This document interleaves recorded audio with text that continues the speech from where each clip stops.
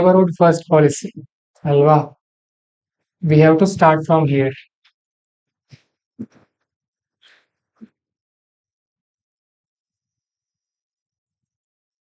ಏನು ನೈಬರ್ಹುಡ್ ಅಂದ್ರೆ?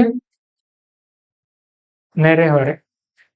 ನೇಬರ್ಹುಡ್ ಮೊದಲು, ನೆರೆಹೊರೆ ಮೊದಲು ಪಾಲಿಸಿ ಇದು. ಓಕೆ, ಸರಿ. ಹಾಗಾದ್ರೆ can we change our friends? ನಮ್ಮ ಸ್ನೇಹಿತರನ್ನ ನಾವು ಬದಲಾಯಿಸ್ಕೊಳ್ಬಹುದಾ? Yes, we can change. Okay, consider we have built a home here and here is a ನೆರೆಹೊರೆ, neighbours. Can we change them? ಇಲ್ಲಿ ಬೇಡ ನೀವು ಹೋಗ್ರಿ ಅಂದ್ರೆ ಹೋಗ್ತಾರ ಅವರು? No, they don't go. The same way, India can change its friends, but it cannot change its neighbors. ಭಾರತವು ಕೂಡ ತನ್ನ ಸುತ್ತಮುತ್ತಲಿರುವಂತಹ ನೆರೆಹೊರೆ ದೇಶಗಳನ್ನ ಬದಲಾಯಿಸೋಕ್ಕಾಗಲ್ಲ. So it is better to have a good relationship with them. ಆ ದೇಶಗಳೊಂದಿಗೆ ಒಳ್ಳೆ ಸಂಬಂಧವನ್ನು ಇಟ್ಕೊಂಡಿರೋದು ಯಾರ ಜವಾಬ್ದಾರಿ? ಭಾರತ ದೇಶದ ಜವಾಬ್ದಾರಿ. ಓಕೆ, ಸೊ ಹಾಗಾಗಿ ನೇಬರ್ಹುಡ್ ಫಸ್ಟ್ ಪಾಲಿಸಿ ಅನ್ನುವಂತ ಒಂದು ನೀತಿಯನ್ನ ಭಾರತ ಸರ್ಕಾರ ಫಾಲೋ ಮಾಡುತ್ತೆ. ಯಾವ ಪಾಲಿಸಿ? ನೆರೆಹೊರೆ ಮೊದಲು ಅನ್ನುವಂತ ಒಂದು ಪಾಲಿಸಿಯನ್ನ ಫಾಲೋ ಮಾಡುತ್ತೆ. ಜಯಶಂಕರ್ ಅವ್ರು ಏನೋ ಒಂದು ಮಾತು ಹೇಳಿದ್ದಾರೆ, ಅದೆಲ್ಲ ಏನ್ ಬೇಡ ನಮಗೆ. ದ ಇಂಡಿಯಾ ವೇ ಅನ್ನುವಂತ ಒಂದು ಬುಕ್ ಬರೆದಿದ್ದಾರೆ ಅವರು, ಅಷ್ಟು ಗೊತ್ತಿರ್ಲಿ. ಹೋದ ವರ್ಷ ಒಂದು ಪ್ರಶ್ನೆ ಕೇಳಿದ್ರು ಅವರು, ಆ ಪುಸ್ತಕದ ಯಾರು ಬರೆದಿದ್ದಾರೆ ಹೆಸರು ಅಂತ ಹೇಳಿ, ಆ ಪುಸ್ತಕದ ಲೇಖಕರ ಹೆಸರು ಅಂತ. ಇವರೇ ಬರ್ದಿರೋದು ಅದು. ಯಾವ್ದು ನೆನಪು ಬರ್ತಾ ಇಲ್ಲ ನನಗೆ. ನೆನಪಿದೆ ಯಾರಿಗಾದ್ರು? ಎಸ್ ಜಯಶಂಕರ್ ಅವರು ಬರೆದಿರೋ ಪುಸ್ತಕ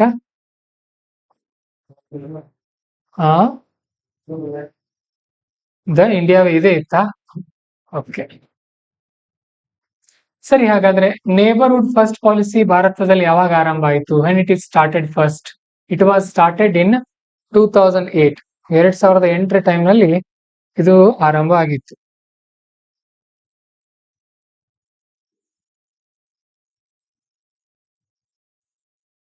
ಓಕೆ, ದೆನ್ ಏನಿದ್ರ ಮುಖ್ಯ ಗುರಿ? It is having a good relationship with hour immediate neighbourhood. ನಮ್ಮ ಸುತ್ತಮುತ್ತಲಿರುವಂತ ದೇಶಗಳ ಜೊತೆ ಒಳ್ಳೆ ಬಾಂಧವ್ಯ ಇಟ್ಕೊಂಡಿರೋದು. ಹೇಳ್ರಿ, ಯಾವ ದೇಶಗಳಿದೆ ನೋಡೋಣ ನಮ್ ಸುತ್ತಮುತ್ತ? ಫಸ್ಟ್ ಒಂದು ಸೈಡ್ ಇಂದ ಬರ್ರಿ ಎಲ್ಲಾದ್ರೂ. ಶ್ರೀಲಂಕಾ, ಓಕೆ. ಮಯನ್ಮಾರ್, ಬಾಂಗ್ಲಾದೇಶ್, ಭೂತಾನ್, ನೇಪಾಳ್, ಚೈನಾ, ಪಾಕಿಸ್ತಾನ್, ಅಫ್ಘಾನಿಸ್ತಾನ್, ಇನ್ನೂ ಒಂದಿದೆ. ಇನ್ನೂ ಒಂದಿದೆ, ಯಾರು ಹೇಳ್ತೀರಿ? Very good, Maldives. Okay, so ಇಲ್ಲಿ ಅಫ್ಘಾನಿಸ್ತಾನ್, ಪಾಕಿಸ್ತಾನ್ ಬರುತ್ತೆ, ಇಲ್ಲಿ ಚೀನಾ ಇದೆ, ಇಲ್ಲಿ ಭೂತಾನು, ನೇಪಾಳು, ಇಲ್ಲಿ ನೇಪಾಳ, ಇಲ್ಲಿ ಭೂತಾನು, ಇಲ್ಲಿ ಮಯನ್ಮಾರು, ಇಲ್ಲಿ ಬಾಂಗ್ಲಾ, ಇಲ್ಲಿ ಶ್ರೀಲಂಕಾ, ಇಲ್ಲಿ ಮಾಲ್ಡೀವ್ಸ್ ಬರುತ್ತೆ. ಓಕೆ, ಸೊ ಆ ತರ ಆ ದೇಶಗಳೊಂದಿಗೆ ಒಳ್ಳೆ ಸಂಬಂಧವನ್ನು ಇಟ್ಕೊಂಡು ಹೋಗೋದು. ಅದಕ್ಕೆ ಒಂದು 5 ಸ್ಟ್ರಾಟಜಿ ಇದೆ. ಏನಂದ್ರೆ ಸಮ್ಮಾನ್, ಸಂವಾದ್, ಶಾಂತಿ, ಸಮೃದ್ಧಿ, ಸಂಸ್ಕೃತಿ. ಇದನ್ನ ನಿಮ್ ಯಾವ ಬುಕ್ ಅಲ್ಲಿ ಬರ್ಕೊಳ್ಳೋದು? ಅದು ಫ್ಯಾಕ್ಟ್ಸ್ ಬುಕ್ ಮಾಡಿರ್ತೀರಲ್ಲ, ಅಲ್ಲಿ ಬರ್ಕೊಳ್ಳೋದು ಇದನ್ನು. ಸಮ್ಮಾನ, ಸಂವಾದ, ಶಾಂತಿ, ಸಮೃದ್ಧಿ ಮತ್ತು ಸಂಸ್ಕೃತಿ ಎನ್ನುವಂತಹ ಒಂದು ಅಂಶವನ್ನ ಭಾರತ ಸರ್ಕಾರ ಇಟ್ಕೊಂಡು ಹೋಗ್ತಾ ಇದೆ ಈ ಭಾಗದಲ್ಲಿ ಅಂತ. ಓಕೆ, ಯಾಕೆ ಇವ್ರ ಜೊತೆ ಒಳ್ಳೆ ಸಂಬಂಧ ಇರ್ಬೇಕು ನಮ್ದು? What is the reason? Okay, because with South Asia's inter-regional trade at 5%, India has an opportunity to lead regional economic integration. So ಈ ಭಾಗದಲ್ಲಿ ಒಳ್ಳೆ ವ್ಯಾಪಾರ ಸೌಲಭ್ಯ ಕೂಡ ಸಿಗುತ್ತೆ ನಮಗೆ. ಇನ್ಫ್ರಾಸ್ಟ್ರಕ್ಚರ್ ಕೂಡ ನಾವು ಅಭಿವೃದ್ಧಿ ಪಡಿಸ್ಕೊಳ್ಬಹುದು ಈ ಭಾಗದಲ್ಲಿ. And people to people connection ಇರುತ್ತೆ.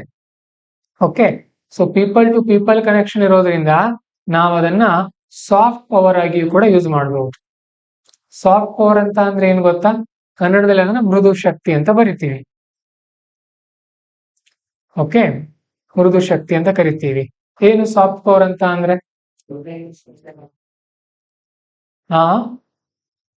ಯುದ್ಧ ಮಾಡೋ ಆಗಿಲ್ಲ, ಯುದ್ಧ ಇಲ್ಲದೇನೆ ಇನ್ನೊಬ್ಬರ ಮೇಲೆ ಪ್ರಭಾವ ಬೀರೋದು. ಅದು ಯಾವ್ಯಾವ ತರ ಬರುತ್ತೆ? ಸ್ನೇಹ ಆಗಿರ್ಬೋದು, ಫ್ರೆಂಡ್ಶಿಪ್, ರಿಲೇಶನ್ಶಿಪ್ ಇರಬಹುದು, ಆ ತರ ಎಲ್ಲ ಕೂಡ ಬೇರೆ ಬೇರೆ ದೇಶಗಳೊಂದಿಗೆ.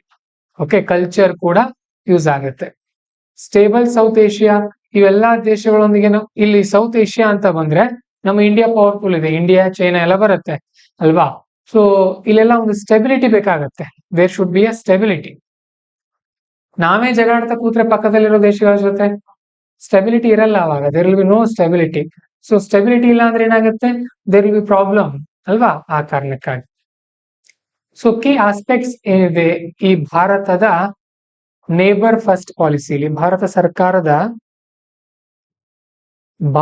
ಸರ್ಕಾರದ ನೆರೆಹೊರೆ ಮೊದಲು ನೀತಿಯಲ್ಲಿ ಕೆಲವೊಂದು ಮುಖ್ಯವಾದಂತ ಅಂಶಗಳು ಏನಿದೆ ಅಂತ ಹೇಳ್ತಾ ಇದ್ದಾರೆ.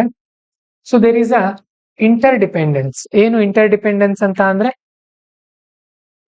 ಡಿಪೆಂಡೆನ್ಸಿ ಅಂತ ಅಂದ್ರೆ ಇಂಟರ್ ಡಿಪೆಂಡೆನ್ಸಿ ಅಂತ ಅಂದ್ರೆ ಆ ಹೊರ ವಲಯದಲ್ಲಿ ಒಬ್ಬರ ಮೇಲೆ ನಾವು, ಅವ್ರು ನಮ್ಮ ಮೇಲೆ, ನಾವು ಅವ್ರ ಮೇಲೆ, ಆ ತರ ಇಂಟರ್ ಡಿಪೆಂಡೆನ್ಸಿ. ಓಕೆ, ಆ ತರ. ಉದಾಹರಣೆಗೆ ಏನ್ ಮಾಡಿದೆ ಅಂತ ಅಂದ್ರೆ, Bangladesh Mongla seaport rights rail transit in July 2024 reduce cost of north eastern India. ಭಾರತ ಸರ್ಕಾರ ಬಾಂಗ್ಲಾದೇಶದ ಕೆಲವೊಂದು ಪೋರ್ಟ್ ಗಳನ್ನ ಯೂಸ್ ಮಾಡುತ್ತೆ. ಓಕೆ, ಅದರಿಂದನೂ ಕೂಡ ನಮ್ಗೆ ಏನಾಗಿದೆ, ಕಾಸ್ಟ್ ಕಮ್ಮಿ ಆಗಿದೆ. ಇಲ್ಲಿ ಬಾಂಗ್ಲಾ ಇದೆ ಅಲ್ಲ, ಈ ಭಾಗದಲ್ಲಿರೋರು ಹೀಗೆ ಸುತ್ತಾಸ್ಕೊಂಡು ಬಂದ್ರೆ ಏನಾಗುತ್ತೆ, ಕಾಸ್ಟ್ಲಿ ಆಗತ್ತೆ ನಮಗೆ. ಸೊ ನಾವೇನ್ ಮಾಡ್ತೀವಿ, ಇಲ್ಲೇ ಬಾಂಗ್ಲಾದಲ್ಲಿ ಹೋಗಿ ಅವ್ರ ಪೋರ್ಟ್ ಅನ್ನ ಯೂಸ್ ಮಾಡ್ಕೊಳ್ತೀವಿ, ಆ ತರ. We use Mongla port. Then ಮತ್ತೇನಿದೆ, increased high level political engagement, ರಾಜಕೀಯ ಪಾಲ್ಗೊಳ್ಳುವಿಕೆ ಕೂಡ ಜಾಸ್ತಿ ಆಗ್ತಾ ಇದೆ. Ensuring stable regional environment. ಉದಾಹರಣೆಗೆ Nepal, prime minister of India visited Nepal. 2014ರಲ್ಲಿ ಭಾರತ ಸರ್ಕಾರದ ಪ್ರಧಾನಿಯವರು ನೇಪಾಳಕ್ಕೆ ವಿಸಿಟ್ ಕೊಟ್ಟಿದ್ರು. ಆಮೇಲೆ ಅದೇನು ಅಷ್ಟೊಂದು ಇಂಪಾರ್ಟೆಂಟ್ ಅಲ್ಲ, ಅಫ್ಘಾನಿಸ್ತಾನ್ ಇಸ್ ಇಂಪಾರ್ಟೆಂಟ್. ಅಫ್ಘಾನಿಸ್ತಾನ್ ನಲ್ಲಿ ಸಲ್ಮಾ ಡ್ಯಾಮ್ ಅಂತ ಇದೆ. ಸಲ್ಮಾ ಡ್ಯಾಮ್ ನ power project and Afghanistan parliament both are constructed by India. ಭಾರತನೇ ಕಟ್ಟಿಕೊಟ್ಟಿದೆ ಅವರಿಗೆ. Okay, as a soft power, ಅವ್ರ ಜೊತೆ ಒಳ್ಳೆ ಬಾಂಧವ್ಯವನ್ನು ಉಳಿಸ್ಕೊಳ್ಳೋಕೆ. ಎಲ್ಲವನ್ನು ಕೂಡ ನಾವು ಹೆದರಿಸಿ ಬೆದರಿಸಿ ಮಾಡ್ತೀವಿ ಅಂದ್ರೆ ಆಗಲ್ಲ. ಓಕೆ, ಮೈಕ್ ಬೇಡ್ರಿ, ಬಹಳ ಡಿಸ್ಟರ್ಬ್ ಆಗೈತಿ. ಓಕೆ, ನೀವು ಇಲ್ಲಿರೋರು ಕೇಳಿಲ್ಲ ಅಂದ್ರೆ ಮುಂದೆ ಬರ್ರಿ. ಓಕೆ, ನಾವು ಎಲ್ಲರನ್ನ ಹೆದರಿಸಿ ಬೆದರಿಸಿ ಮಾಡ್ಬೇಕಂದ್ರೆ ಆಗಲ್ಲ. We should use hour soft power also. ಆಮೇಲೆ ಇತ್ತೀಚೆಗೆ ಮಾಲ್ಡೀವ್ಸ್ ನಲ್ಲಿ ಏನ್ ಮಾಡಿದೆ ಅಂತ ಅಂದ್ರೆ ಡೆವಲಪ್ಮೆಂಟ್ ಅಸಿಸ್ಟೆನ್ಸ್. ಉದಾಹರಣೆಗೆ ಅಲ್ಲಿ ಹಣಿಮಾಧು ಅನ್ನುವಂತ ಒಂದು ಏರ್ಪೋರ್ಟ್ ಅನ್ನು ಕೂಡ ಭಾರತ ಸರ್ಕಾರ ಡೆವಲಪ್ ಮಾಡಿ ಕೊಟ್ಟಿದೆ ಅವರಿಗೆ. ಹಾಗೇನೆ ನಾವು ನೋಡಿದಾಗ geopolitical balancing and counter external influence. ಏನಾಗುತ್ತೆ ಇಲ್ಲಿ, ಏನಾಗ್ತಾ ಇದೆ ಗೊತ್ತಾ, I will tell you the exact fact. ಏನಾಗ್ತಾ ಇದೆ ಅಂತ ಅಂದ್ರೆ, ಸಿ ದಿಸ್ ಈಸ್ ವರ್ಲ್ಡ್, ಇದು ಜಗತ್ತು. ಇಲ್ಲಿ ಚೈನಾ ಇದೆ, ಹಿಯರ್ ವಿ ಆರ್ ಇಂಡಿಯಾ. ನಮ್ಮ ಸುತ್ತಮುತ್ತ ಇರುವಂತಹ ಬಡ ದೇಶಗಳಿಗೆ ಚೀನಾ ಏನ್ ಮಾಡ್ತಾ ಇದೆ, ಸಿಕ್ಕಾಪಟ್ಟೆ ಸಾಲ ಕೊಡ್ತಾ ಇದೆ. Okay, China giving huge amount of loans to the countries which are surrounded to India. Bharat ಸುತ್ತಮುತ್ತ ಇರುವಂತಹ ದೇಶಗಳಿಗೆ ಸಾಲ ಕೊಡ್ತಾ ಇದೆ. ಯಾಕೆ ಅಂತ ಅಂದ್ರೆ ಅವರಿಂದ ಮುಂದೆ ಕೊಡೋಕ್ ಆಗಲ್ಲ, ಆ ಜಾಗವನ್ನ ತಾನೇ ಖರೀದಿ ಮಾಡೋದು. This is what China is doing. ಅದಕ್ಕೋಸ್ಕರ ಟು ಕೌಂಟರ್ ದ್ಯಾಟ್, ಅದಕ್ಕೆ ಪ್ರತಿಸ್ಪರ್ಧಿಯಾಗಿ ಭಾರತ ಸರ್ಕಾರ ಏನ್ ಮಾಡ್ತಾ ಇದೆ, ತಾನು ಕೂಡ ಬೇರೆ ಬೇರೆ ದೇಶಗಳಿಗೆ ಸಹಾಯ ಮಾಡ್ತಾ ಇದೆ. ಬರೀ ಎಲ್ಲ ಚೈನಾ ಮೇಲೆ ಡಿಪೆಂಡ್ ಆಗೋದು ಬೇಡ, ನಾವು ನಿಮ್ಗೆ ಹೆಲ್ಪ್ ಮಾಡ್ತೀವಿ ಅಂತ ಅವರಿಗೆ ಅವಕಾಶವನ್ನು ಮಾಡಿಕೊಡ್ತಾ ಇದೆ. ಇವೆಲ್ಲ ಕರೆಂಟ್ ಅಫೇರ್ಸ್ ಬಹಳಷ್ಟು ಬಂದಿರುತ್ತೆ. ಅದರಲ್ಲಿ ಮುಖ್ಯವಾಗಿ ಕರೆನ್ಸಿ ಸ್ವ್ಯಾಪ್ ಅಂತ ಅಂದ್ರೆ international trade happens in dollar. Okay, but currency swap means, consider this is Maldives, this is Indian rupee. We tell them we will give you rupee, you give us your rupee. ನಾವು ನಮ್ಮ ಹಣ ನಿಮ್ಗೆ ಕೊಡ್ತೀವಿ, ನಿಮ್ಮ ಹಣ ನಮಗ್ ಕೊಡ್ರಿ, ಒಂದು ಫಿಕ್ಸ್ಡ್ ರೇಟ್ ಮಾಡೋಣ, will fix a rate. Okay, no need of this American dollar. ಆ ತರ ಮಾಡೋದು, ಇದನ್ನೆಲ್ಲ ಚೀನಾವನ್ನ ಪ್ರತಿಸ್ಪರ್ಧಿಯಾಗಿ ಇಡೋಕೆ ಆ ತರ ಮಾಡ್ತಾ ಇದ್ದಾರೆ. ಹಾಗೇನೆ ವಿ ಹೆಲ್ಪ್ಡ್ ಡ್ಯೂರಿಂಗ್ ಡಿಸಾಸ್ಟರ್ಸ್. ಅಲ್ಲಿ ಪ್ರಕೃತಿ ವಿಕೋಪಗಳಾದಾಗಲೂ ಕೂಡ ಭಾರತ ಸರ್ಕಾರ ಅವರಿಗೆ ಸಾಕಷ್ಟು ಹೆಲ್ಪ್ ಮಾಡುತ್ತೆ. ಓಕೆ, ಆಮೇಲೆ ವ್ಯಾಕ್ಸಿನ್ ಕೂಡ ಕಳಿಸ್ಕೊಟ್ಟಿತ್ತು ಮಾಲ್ಡೀವ್ಸ್ಗೆ, ಭೂತಾನ್ಗೆ. ಯಾರು? ಭಾರತ್ ಸರ್ಕಾರ. ಅಂಡ್ ಶ್ರೀಲಂಕಾಗೆ India's $4 billion finance during 2022 economic crisis. 2022ರಲ್ಲಿ ಶ್ರೀಲಂಕಾದಲ್ಲಿ ದೊಡ್ಡ ಮಟ್ಟದ ಆರ್ಥಿಕ ದುಸ್ಥಿತಿ ಉಂಟಾಗಿತ್ತು. ಓಕೆ, ಅಲ್ಲೆಲ್ಲ ಒಂದೊಂದು ಲೀಟರ್ ಹಾಲಿನ ರೇಟೇ $500-600 ಹೋಗಿತ್ತು. ಅವಾಗ ಭಾರತ್ ಸರ್ಕಾರ $4 billion ಆರ್ಥಿಕ ಸಹಾಯ ಮಾಡಿತ್ತು. ಯಾರಿಗೆ? ಶ್ರೀಲಂಕಾ. ಯಾಕೆ ಕೊಡ್ತಾರೆ? ಅದು ಬರುತ್ತೋ ಬಿಡುತ್ತೋ ಎರಡನೇ ಮಾತು. ಅವ್ರ ಜೊತೆ ಒಳ್ಳೆ ಬಾಂಧವ್ಯ ಇರ್ಬೇಕು ನಮ್ದು. ಯಾಕೆ? ಯುದ್ಧ ಆಗ್ಲಿಕ್ಕೆ ಆರಂಭ ಆಯ್ತು ಅನ್ಕೊಳ್ರಿ, ನಮ್ದು ಅಕಸ್ಮಾತ್ there is a war between China and India, if Sri Lanka is in support of China and it gave China to land their aircraft, ಏನಾಗತ್ತೆ ಅವಾಗ? ಚೈನಾ ಗೆದ್ದು ಬಿಡ್ತಾರ ಅವ್ರು, ಚೀನಾದವರು. ಸೊ ಈಗ ನಮ್ಮದ್ ನಷ್ಟ ಆದ್ರೂ ಅವ್ರಿಗೆ ಸಪೋರ್ಟ್ ಮಾಡೋದು. ನಾವು if we are losing money, no problem, we have to have a good relationship with our neighbours. ನಮ್ ಸುತ್ತಮುತ್ತ ಇರುವಂತ ದೇಶಗಳ ಜೊತೆ ಒಳ್ಳೆ ಸಂಬಂಧವನ್ನು ಇಟ್ಕೊಂಡು ಹೋಗೋದು ನಮ್ ಜವಾಬ್ದಾರಿ ಆಗಿರ್ಬೇಕು. Then what are the challenges we are facing? ಏನೇನ್ ಸಮಸ್ಯೆಗಳನ್ನ ನಾವು ಸದ್ಯಕ್ಕೆ ಫೇಸ್ ಮಾಡ್ತಾ ಇದೀವಿ ಅಂತ ಅಂದ್ರೆ, there are instabilities in our neighbour countries. ಹಲವಾರು ರೀತಿಯ ಇನ್ಸ್ಟೆಬಿಲಿಟಿಗಳಿದೆ. ಏನೇನಿದೆ ಅಂತ ನೋಡಿದ್ರೆ ಇಲ್ಲಿ ಗೊತ್ತಾಗುತ್ತೆ ನಮಗೆ. ಮುಖ್ಯವಾಗಿ ಅಫ್ಘಾನಿಸ್ತಾನದಲ್ಲಿ, ಅದನ್ನ ನೀವು ಆಮೇಲೆ ಡೀಟೇಲ್ ಆಗಿ ಗೂಗಲ್ ಟ್ರಾನ್ಸ್ಲೇಟ್ ಮಾಡ್ಕೊಂಡು ನೋಡ್ರಿ.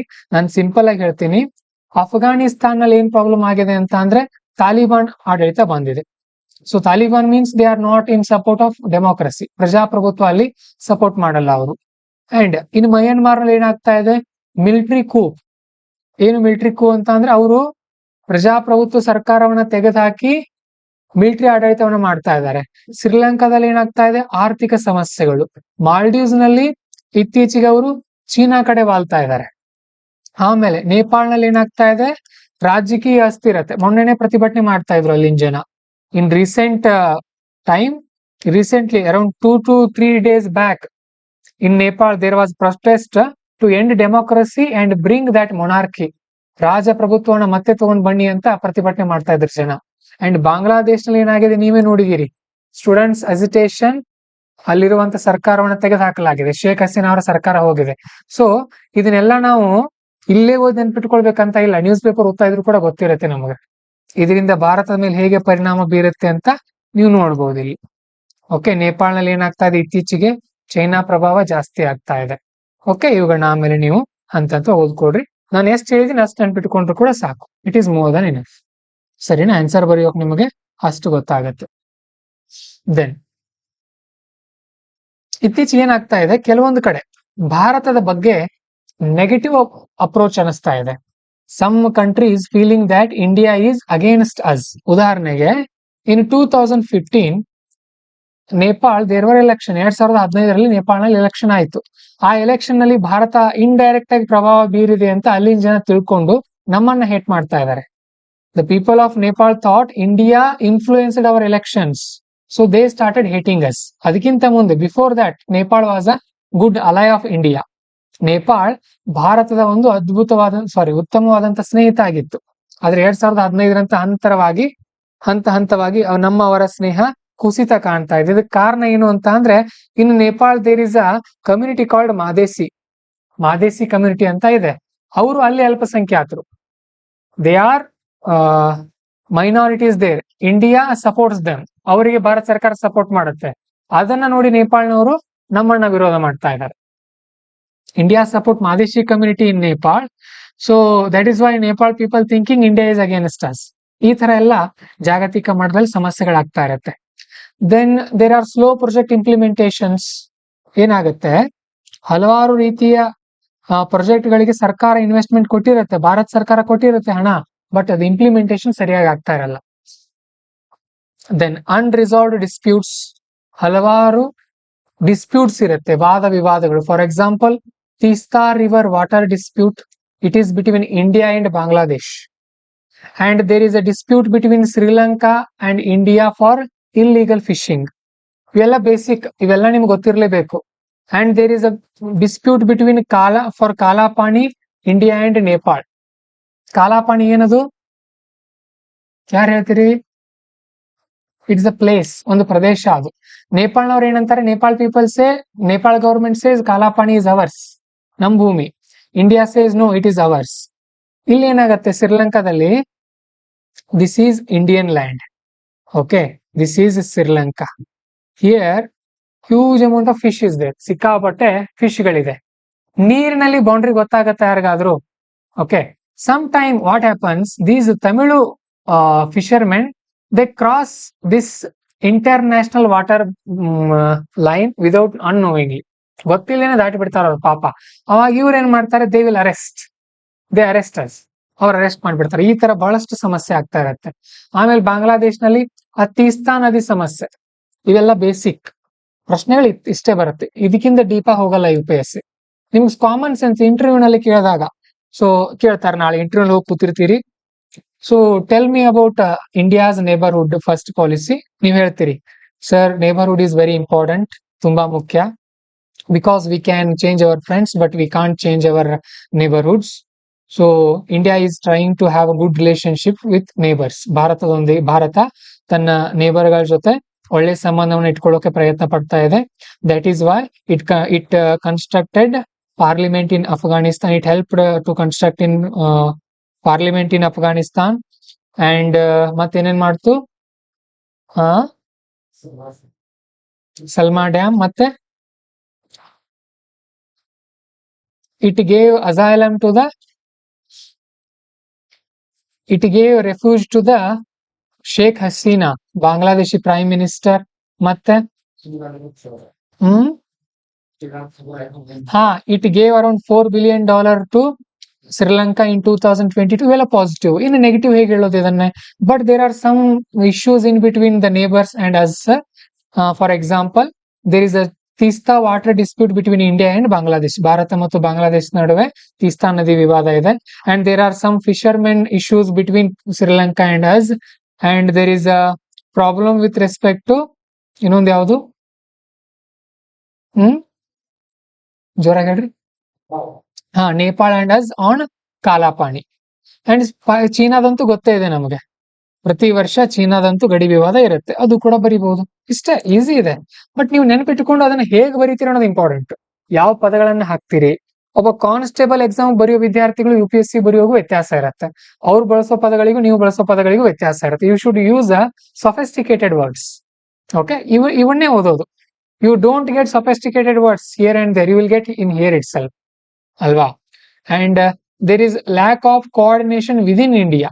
ಭಾರತದಲ್ಲಿ ಒಂದೊಂದ್ಸಾರಿ ಕೋಆರ್ಡಿನೇಷನ್ ಚೆನ್ನಾಗಿಲ್ಲ. For example, West Bengal implemented Suvidha fee on exports of Bhutan. Bhutan ಏನ್ ಮಾಡ್ತಾ ಇತ್ತು, ಬಾಂಗ್ಲಾದೇಶಕ್ಕೆ ಏನು ಎಕ್ಸ್ಪೋರ್ಟ್ ಮಾಡ್ತಾ ಇತ್ತು. ಎಲ್ಲಿದೆ ಭೂತಾನು? See, this is India. Here we have Bhutan. Okay,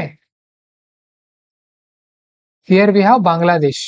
Bhutan ಬಾಂಗ್ಲಾದೇಶಕ್ಕೆ ಏನು ಎಕ್ಸ್ಪೋರ್ಟ್ ಮಾಡುವಾಗ this West Bengal government implemented Suvidha fee, ಒಂದು ಟ್ಯಾಕ್ಸ್ ಹಾಕ್ತಾ ಅದ್ರ ಮೇಲೆ. ಸೊ ಇದು ಕೂಡ ಭಾರತದಲ್ಲಿ ಕೋಆರ್ಡಿನೇಷನ್ ಕೊರತೆ ಇದೆ ಅಂತ ಅರ್ಥ. And China's growing influence, China ತನ್ನ ಪ್ರಭಾವವನ್ನು ಜಾಸ್ತಿ ಮಾಡ್ತಾ ಇದೆ. ಇದು ಕೂಡ ಒಂದು ಸಮಸ್ಯೆ. ಉದಾಹರಣೆಗೆ, ಶ್ರೀಲಂಕಾದಲ್ಲಿ ಹಂಬನ್ ತೋಟ ಅಂತ ಒಂದು ಏನ್ ಬರುತ್ತೆ, ಪೋರ್ಟ್ ಬರುತ್ತೆ. ಓಕೆ, ಸೊ ಆ ಪೋರ್ಟ್ ಅನ್ನ ಅದೇ ಬೆಳೆಸಿದೆ, ಅಲ್ಲಿ ಅದೇ ಕಟ್ಟಿ ಕೊಟ್ಟಿದೆ ಅವ್ರಿಗೆ.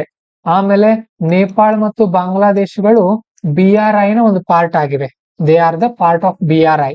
BRI ಅಂತ ಅಂದ್ರೆ ಬೆಲ್ಟ್ ಅಂಡ್ ರೋಡ್ ಇನಿಷಿಯೇಟಿವ್ ಅಂತ ಬರುತ್ತೆ. What is the plan of China is, they are planning to construct a road from their country to Europe. ಯುರೋಪ್ನವರೆಗೆ ಅವ್ರು ಏನ್ ಮಾಡ್ತಾ ಇದ್ದಾರೆ, ಒಂದು ರಸ್ತೆಯನ್ನ ನಿರ್ಮಾಣ ಮಾಡ್ತಾ ಇದ್ದಾರೆ. ಯಾರು? Chinese. India is not part of that. Bharat ಅದಕ್ಕೆ ಸಪೋರ್ಟ್ ಮಾಡ್ತಾ ಇಲ್ಲ. But these Nepal and Bangladesh R joining that. ಅವ್ರು ಜಾಯ್ನ್ ಆಗ್ತಾ ಇದಾರೆ ಅದಕ್ಕೆ. ಸೊ ಇವೆಲ್ಲ ಸಮಸ್ಯೆಗಳೇ ನಮಗೆ. And Maldive is also little bit leaning towards China. China ಕಡೆನೆ ಅದು ಕೂಡ ವಾಲ್ತಾ ಇದೆ ಅಂತ ಹೇಳ್ತಾರೆ. ಅರ್ಥ ಆಗ್ತಾ ಇದೆಯಾ? ಇವೆಲ್ಲವೂ ಕೂಡ ಬೇಸಿಕ್ಸ್. ನಿಮಗೆ ನೆನಪುಳಿಯೋದಿಲ್ಲ, ಯಾವ್ದು ನೆನಪಿಟ್ಕೊಳ್ಬೇಡ್ರಿ. ನಾನು ಹೇಳ್ತಾ ಇದ್ದೀನಿ, ಯಾವ್ದು ನೆನಪಿರೋದೇ ಬೇಡ ಈಗ, ಆಮೇಲೆ ನೆನಪುಳಿಯುತ್ತೆ. ಅರ್ಥ ಮಾಡ್ಕೊಳ್ರಿ. ಕಾಲಾಪಾನಿ ಅಂದ್ರೆ ಏನು, ಅದೊಂದು ಪ್ಲೇಸ್ ಅಂತ ಗೊತ್ತಿರ್ಲಿ. ಭಾರತ ಮತ್ತು ನೇಪಾಳ ನಡುವೆ ಇರುವಂತ ಒಂದು ಜಾಗ, ಎಲ್ಲೋ ಜಗಳ ಆಗ್ತದೆ. ಆಮೇಲೆ ಅದನ್ನ ಗೂಗಲ್ ಅಲ್ಲಿ ಸರ್ಚ್ ಮಾಡೋದು, ಪ್ಲೇಸ್ ನೋಡೋದು, check the place where it is located, what are the rivers flowing inside that place, ಆ ತರ ನೋಡ್ಕೊಳ್ರಿ. ಸರಿ, ಹಾಗಾದ್ರೆ ಮುಂದೆ ಏನ್ ಮಾಡ್ಬೇಕು ನಾವು? We should have a good diplomatic engagement. ಉತ್ತಮವಾದಂತ ಒಂದು ರಾಜ್ಯ ತಾಂತ್ರಿಕತೆಯಿಂದ ನಮ್ಮ ನೆರೆಹೊರೆ ಜೊತೆ ಉತ್ತಮ ಸಂಬಂಧವನ್ನು ನಾವು ಬೆಳೆಸ್ಕೊಳ್ಳೋದು. ಓಕೆ, ದೆನ್ ಕ್ರಿಟಿಕಲ್ ಇರಿಟೆಂಟ್ಸ್ ಅನ್ನ ನಾವು ಕಡಿಮೆ ಮಾಡ್ಕೊಳ್ಳೋದು. ಇಶ್ಯೂಸ್ ಇದಾವಲ್ಲ, ಈ ಸಮಸ್ಯೆಗಳನ್ನ ಬಗೆಹರಿಸ್ಕೊಳ್ಳೋದು. ಪಾಕಿಸ್ತಾನದ ಜೊತೆ ಕೂಡ ಒಂದಿದೆ, Sindhu water Indus water treaty ಅಂತ ಇದೆ, ಅದ್ರ ಬಗ್ಗೆನೂ ಕೂಡ ಆಗಾಗ ಸಮಸ್ಯೆಗಳು ಬರ್ತಾ ಇರತ್ತೆ. ಅಂಡ್ POK ಇಸ್ ಅನ್ರಿಸಾಲ್ವ್ಡ್ ಡಿಸ್ಪ್ಯೂಟ್ ಇನ್ನೂ ಕೂಡ ಅಲ್ವಾ, ಇವೆಲ್ಲ ಬರುತ್ತೆ. ತುಂಬಾ ಈಸಿಯಾಗಿ ಬರಿಬಹುದು ಇಂತಹ ಪ್ರಶ್ನೆಗಳಿಗೆ ಉತ್ತರ. Next, China is growing it's influence. China ತನ್ನ ಪ್ರಭಾವನ ಸಿಕ್ಕಾಪಟ್ಟೆ ಜಾಸ್ತಿ ಮಾಡ್ತಾ ಇದೆ. ಅದನ್ನ ಕಡಿಮೆ ಮಾಡೋಕೆ ನಾವೇನ್ ಮಾಡೋದು, ಸ್ವಲ್ಪ ವಿವೇಕವನ್ನ, ಪ್ರುಡೆನ್ಸ್, ಜಿಯೋ ಪೊಲಿಟಿಕಲ್ ಪ್ರುಡೆನ್ಸ್ ಅನ್ನ ಜಾಸ್ತಿ ಮಾಡ್ಕೊಳ್ಳೋದು. ಭೌಗೋಳಿಕ ರಾಜಕೀಯವನ್ನ ವಿವೇಕಯುತವಾಗಿ ನಾವು ಬೆಳೆಸ್ಕೊಳ್ಳೋದು. ಹಾಗೇನೆ ಡೆಮೋಕ್ರಟಿಸ್ ವ್ಯಾಲ್ಯೂವನ್ನ ಜಾಸ್ತಿ ಮಾಡೋದು. ಪ್ರಜಾಪ್ರಭುತ್ವದ ಮೌಲ್ಯಗಳನ್ನ ಎತ್ತಿ ಹಿಡಿಯುವಂತ ಕೆಲಸವನ್ನ ಮಾಡ್ಬೇಕು ನಾವು. Okay, and adapting domestic political shifts. India should remain flexible in diplomatic relationships with countries like Maldives, Sri Lanka.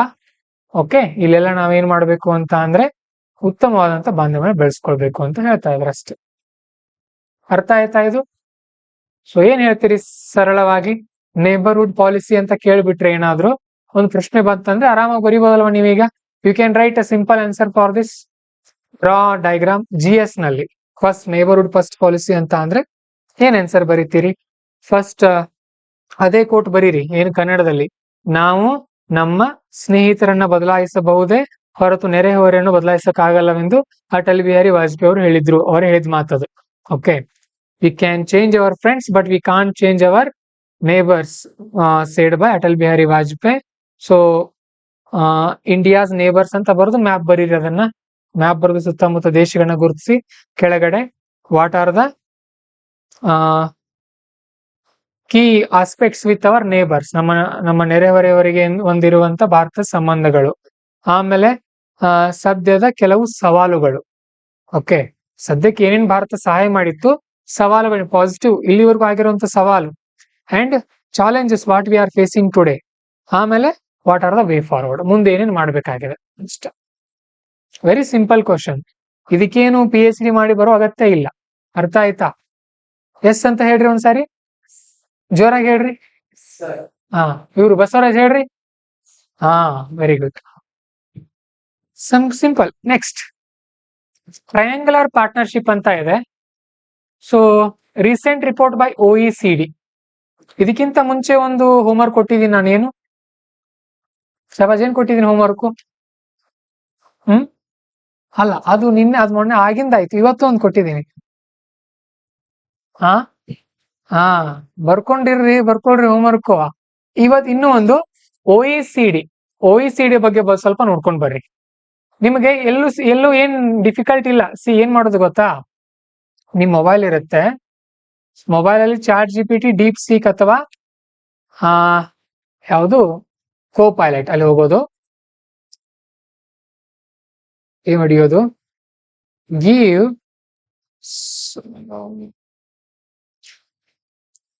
give information about OECD for UPSC. ನೋಡೋಣ ಏನೇನ್ ಕೊಡುತ್ತೆ. ಇಷ್ಟೇ, ನೋಡ್ಕೊಂಡು ಬರ್ರಿ ನಾಳೆ. ಅರ್ಥ ಆಯ್ತಾ? So it is an organisation for economic cooperation and development. ಇದು 1960ರಲ್ಲಿ ಆರಂಭ ಆಗಿದೆ. ಹೆಡ್ ಕ್ವಾರ್ಟರ್ ಫ್ರಾನ್ಸ್ ನಲ್ಲಿದೆ. 38 ಕಂಟ್ರೀಸ್ ಇದೆ ಇದರಲ್ಲಿ. ಇದ್ರ ಗುರಿಗಳೇನು? ಆರ್ಥಿಕವಾಗಿ ಅಭಿವೃದ್ಧಿ ಹೊಂದೋದು. ಸರಿನಾ? ನೋಡ್ಕೊಂಡ್ ಬನ್ನಿ. OECD ಕೂಡ ಟಾರ್ಗೆಟ್ ಯಾವ ದೇಶಗಳಿದೆ ಕೂಡ ನೋಡ್ಕೊಡ್ರಿ ಅದರಲ್ಲಿ. ಸರಿ, ಏನು ಟ್ರಯಾಂಗುಲರ್ ಕೋಆಪರೇಷನ್ ಅಂತ ಅಂದ್ರೆ ಮೂರು ಅಂಶಗಳು ಸೇರ್ಕೊಂಡು ಕೆಲಸ ಮಾಡೋದು. ಟ್ರಯಾಂಗಲ್, ತ್ರಿಕೋಣ ಅಲ್ವಾ, ಆ ತರ ಬರುತ್ತೆ ಇದು. So triangular cooperation refers to project and initiatives combining the competitive advantages of traditional donors, southern countries to share knowledge and address development concerns. ಈಗ ಡೆವಲಪರ್ಸ್ ಇರ್ತಾರಲ್ಲ, ಓಕೆ, ಯಾವ ತರ? ಒಂದು ಸಿಂಪಲ್ ಎಕ್ಸಾಂಪಲ್, ಏನಿಲ್ಲ, ಕಷ್ಟ ಇಲ್ಲ. ಇಂಡಿಯಾ ಮತ್ತು ಜಪಾನ್ ಶ್ರೀಮಂತ ದೇಶಗಳು, they are rich countries. They are helping Sri Lanka to grow ಅಷ್ಟೇ, ಮತ್ತೇನಿಲ್ಲ. 3 ದೇಶಗಳಾದವಲ್ಲ, ಟ್ರಯಾಂಗುಲರ್ ಡೆವಲಪ್ಮೆಂಟ್. ಏನು, ಈಸ್ಟ್ ಕಂಟೈನರ್ ಟರ್ಮಿನಲ್ ಅನ್ನ ನಿರ್ಮಾಣ ಮಾಡೋಕೆ ಭಾರತ ಮತ್ತು ಜಪಾನ್ ಹೆಲ್ಪ್ ಮಾಡಿದೆ. ಯಾವ ದೇಶಕ್ಕೆ? ಶ್ರೀಲಂಕಾಗೆ. ಟರ್ಮಿನಲ್ ಅಂತ ಅಂದ್ರೆ ಏನ್ ಹೇಳ್ರಿ ನೋಡೋಣ, ವಾಟ್ ಈಸ್ ಟರ್ಮಿನಲ್? ನೋಡಿ, ಇನ್ನೊಂದ್ ಹೇಳ್ತೀನಿ, ಓದೋವಾಗ ಅರ್ಥ ಆಗಿಲ್ಲ ಅಂತ ಅಂದ್ರೆ ಪದ ಗೂಗಲ್ ಅಲ್ಲಿ ಸರ್ಚ್ ಮಾಡ್ಕೊಂಡು ನೋಡ್ಲೇಬೇಕು. ಹಾಗೆ ಮುಂದ್ ಹೋದ್ರಿ ವಾಪಸ್ ನಿಮ್ಗೆ ಎಂದೂ ಅದ್ ಅರ್ಥ ಆಗಲ್ಲ. ಆ ಟೈಮ್ ವಾಪಸ್ ಬರಲ್ಲ ನಿಮ್ಗೆ. ಈಗಲೇ ಮಾಡ್ಬೇಕು ಅದನ್ನ. ನೆಕ್ಸ್ಟ್ ಇಯರ್ ಈಸಿ ಆಗತ್ತೆ ಈಗಲೇ ಆತರ ಮಾಡ್ತಾ ಹೋದ್ರೆ. If you leave that word now, you will feel every year burden. ಪ್ರತಿ ವರ್ಷ ಕಷ್ಟ ಆಗತ್ತೆ ನಿಮ್ಗೆ UPSC. ಏನು ಬಿಡೋ ಹಾಗಿಲ್ಲ. ಈ ಮ್ಯಾಗ್ಝಿನ್, ಅದ್ರಲ್ಲಿ ಮುಖ್ಯವಾಗಿ ಈ ಮ್ಯಾಗ್ಝಿನ್ ನಾವು ಕೊಡೋ ನೋಟ್ಸ್. ಉಳಿದಿರೋ ಯಾವ್ದಾದ್ರು ರೆಫರೆನ್ಸ್ ಬುಕ್ ಅರ್ಥ ಆಗಿಲ್ಲ ಅಂದ್ರೆ ಓಕೆ, ನಾವು ಕೊಡೋ short notes, whatever we are giving you short notes plus this magazine, you have to know every word. ಪ್ರತಿ ಪದ ಗೊತ್ತಿರ್ಬೇಕು ನಿಮ್ಗೆ ಇದ್ರಲ್ಲಿ. ಹೇಳ್ರಿ. Terminal, Jawahar terminal, Atal terminal Modi ಅವರು ಉದ್ಘಾಟನೆ ಮಾಡಿದ್ರು. ಎಲ್ಲಿದೆ ಅಟಲ್ ಟರ್ಮಿನಲ್?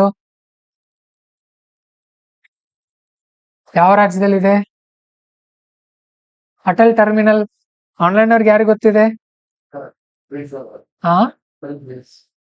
ಟರ್ಮಿನಲ್ ಅಂತ ಅಂದ್ರೆ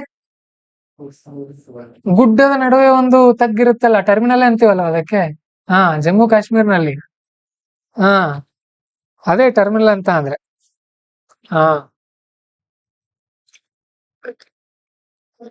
ಸೊ ಆತರ.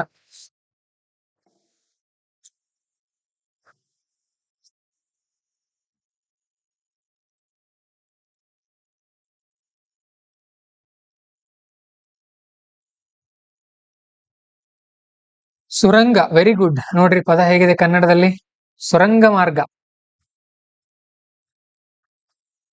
ಸೊ ಟ್ರಯಾಂಗುಲರ್ ಕೋಆಪರೇಷನ್ ಅಂದ್ರೆ ಅಷ್ಟೇ, ಮತ್ತೇನಿಲ್ಲ. ಇಲ್ಲಿ reason for resurgence of triangular partnership. ಯಾಕೆ ರಿಸರ್ಜೆನ್ಸ್ ಅಂದ್ರೆ ಮತ್ತೆ ಬರೋದು, ಉದಯ, ಮರು ಉಗಮ ಅಂತ ಅರ್ಥ. ಯಾಕಂದ್ರೆ ವೆಸ್ಟರ್ನ್ ಏಡ್ ಮಾಡೆಲ್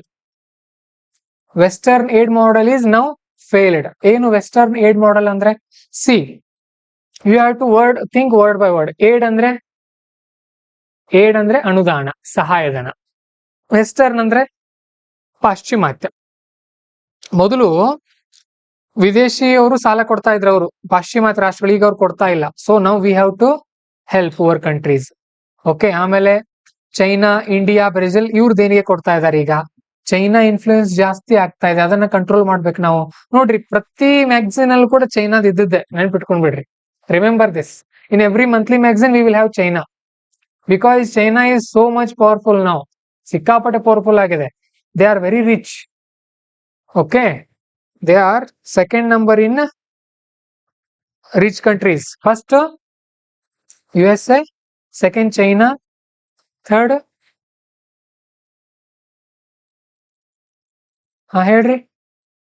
ಹೇಳ್ರಿ ಫೋರ್ತ್ ನನಗೂ ನೆನಪು ಬರ್ತಾ ಇಲ್ಲ. ಫಿಫ್ತ್ ನಾವಿದೀವಿ. ಹೇಳ್ರಿ. ಇಲ್ಲ, UK ಹಿಂದ್ ಹಾಕಿನೇ ನಾವು ಹೋಗಿದೀವಿ. ಬಹುಶಃ ಜರ್ಮನಿ ಅನ್ಸುತ್ತೆ. ಯಾರಿಗಾದ್ರೂ ಗೊತ್ತಿದೆ ಆನ್ಲೈನ್ ಅವ್ರಿಗೆ? ನಾನು ಮರ್ತಿದ್ದೀನಿ, ಬಹಳ ದಿನ ಆಯ್ತು.